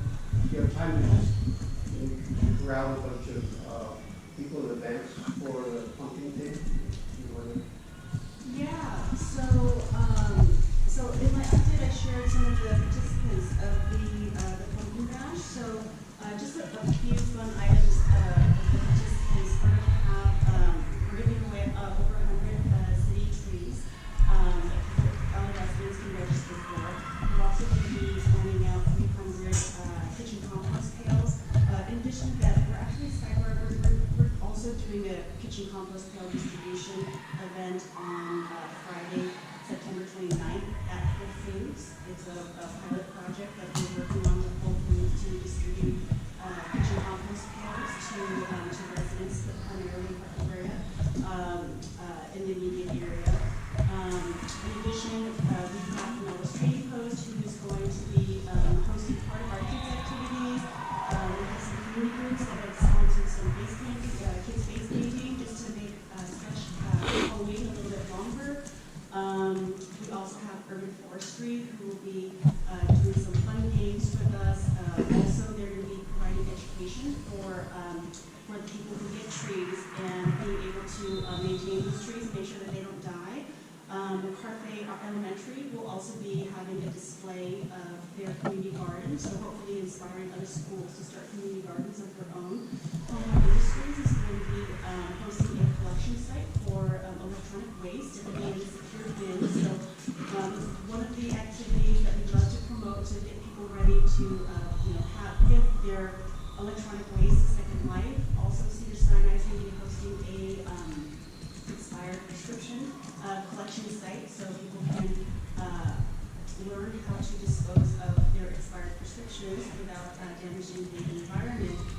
And so much more. I know that the farmers market, they are sponsoring the pumpkin pies. We're giving away pumpkin pie slices, and also Starbucks. They are sponsoring all of the pumpkin spice lattes, and also distributing over 300 reusable cups. We also have LADWP, Ciclovia, AARP, Metro, DOT, about 20 plus city agencies and community groups will be in a little eco festival, all highlighting. Oh, we also have a special by nothing group that will host a site there where their members will be offering basic foods and just get stuff for free.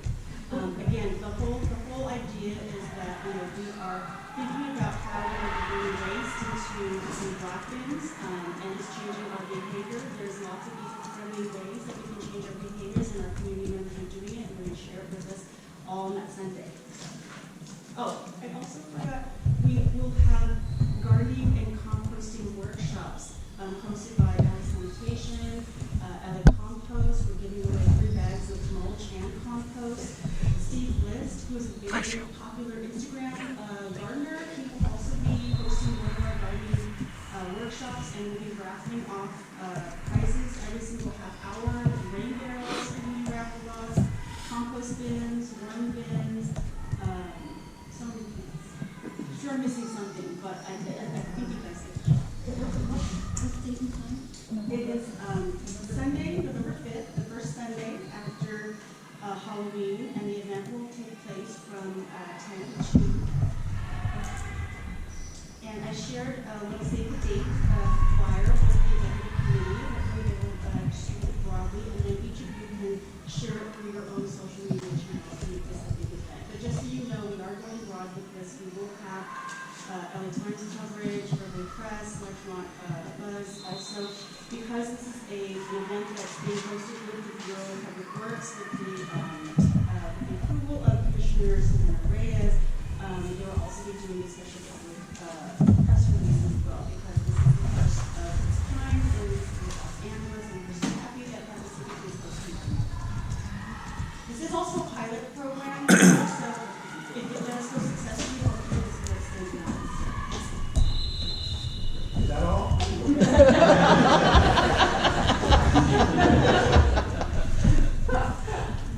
Please come. Thank you. Thank you very much.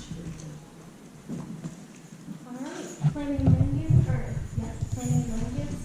You all be happy to hear that we only have one item next month, or this month, for the on the agenda. And it is a restaurant conditional use permit of Lucia Fine Dining at 315 Thank you.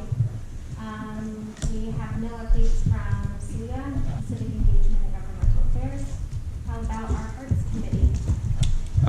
We are working on getting showers back to the area. There is currently CD5 is putting on a shower at Wilshire, and I can't remember exactly. It's near the Ralphs.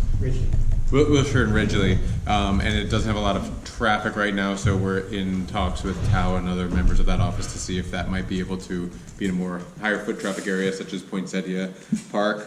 And we also, as Tao mentioned, I think at the beginning, Kenneth Mejia's office released an eviction map, and we have tried to pull, I've done my best, I'm not great at Excel, but I've done my best to just cull everything that's not Mid-City West. So we have a database of all evictions as of July, I think. June 30th, I think. June 30th. So if anyone is like a data forensics master and interested in a little digging into something and looking for trends, reach out to me. I'll share the document with you. And then there's also going to be a letter from us next meeting about the Justice for Renters Initiative, which Mr. Bob Shore can describe. Yeah, the Justice for Renters Initiative is qualified for the November 2024 ballot. Essentially, it will repeal Costa-Hawkins. For those of you who don't know what Costa-Hawkins is, Costa-Hawkins prevents cities from imposing or from expanding rent control beyond what it was when Costa-Hawkins passed back in the dimness of the prehistoric past. So basically, it restores local control on the issue. The Hearts Committee passed a motion to write a letter to ask the city to support the Justice for Renters initiative, and that letter will be drafted and presented to the Hearts Committee in time to be on our October agenda. And we also talked briefly about planning for the homeless count, which is usually like the last week of January. So we just kind of touched on that really briefly. And also, I wanted to thank Tao for coming to our Hearts meeting yesterday to give us some, going on, behind the scenes regarding what, how they deal with unhoused individuals. So I just want to say thank you again for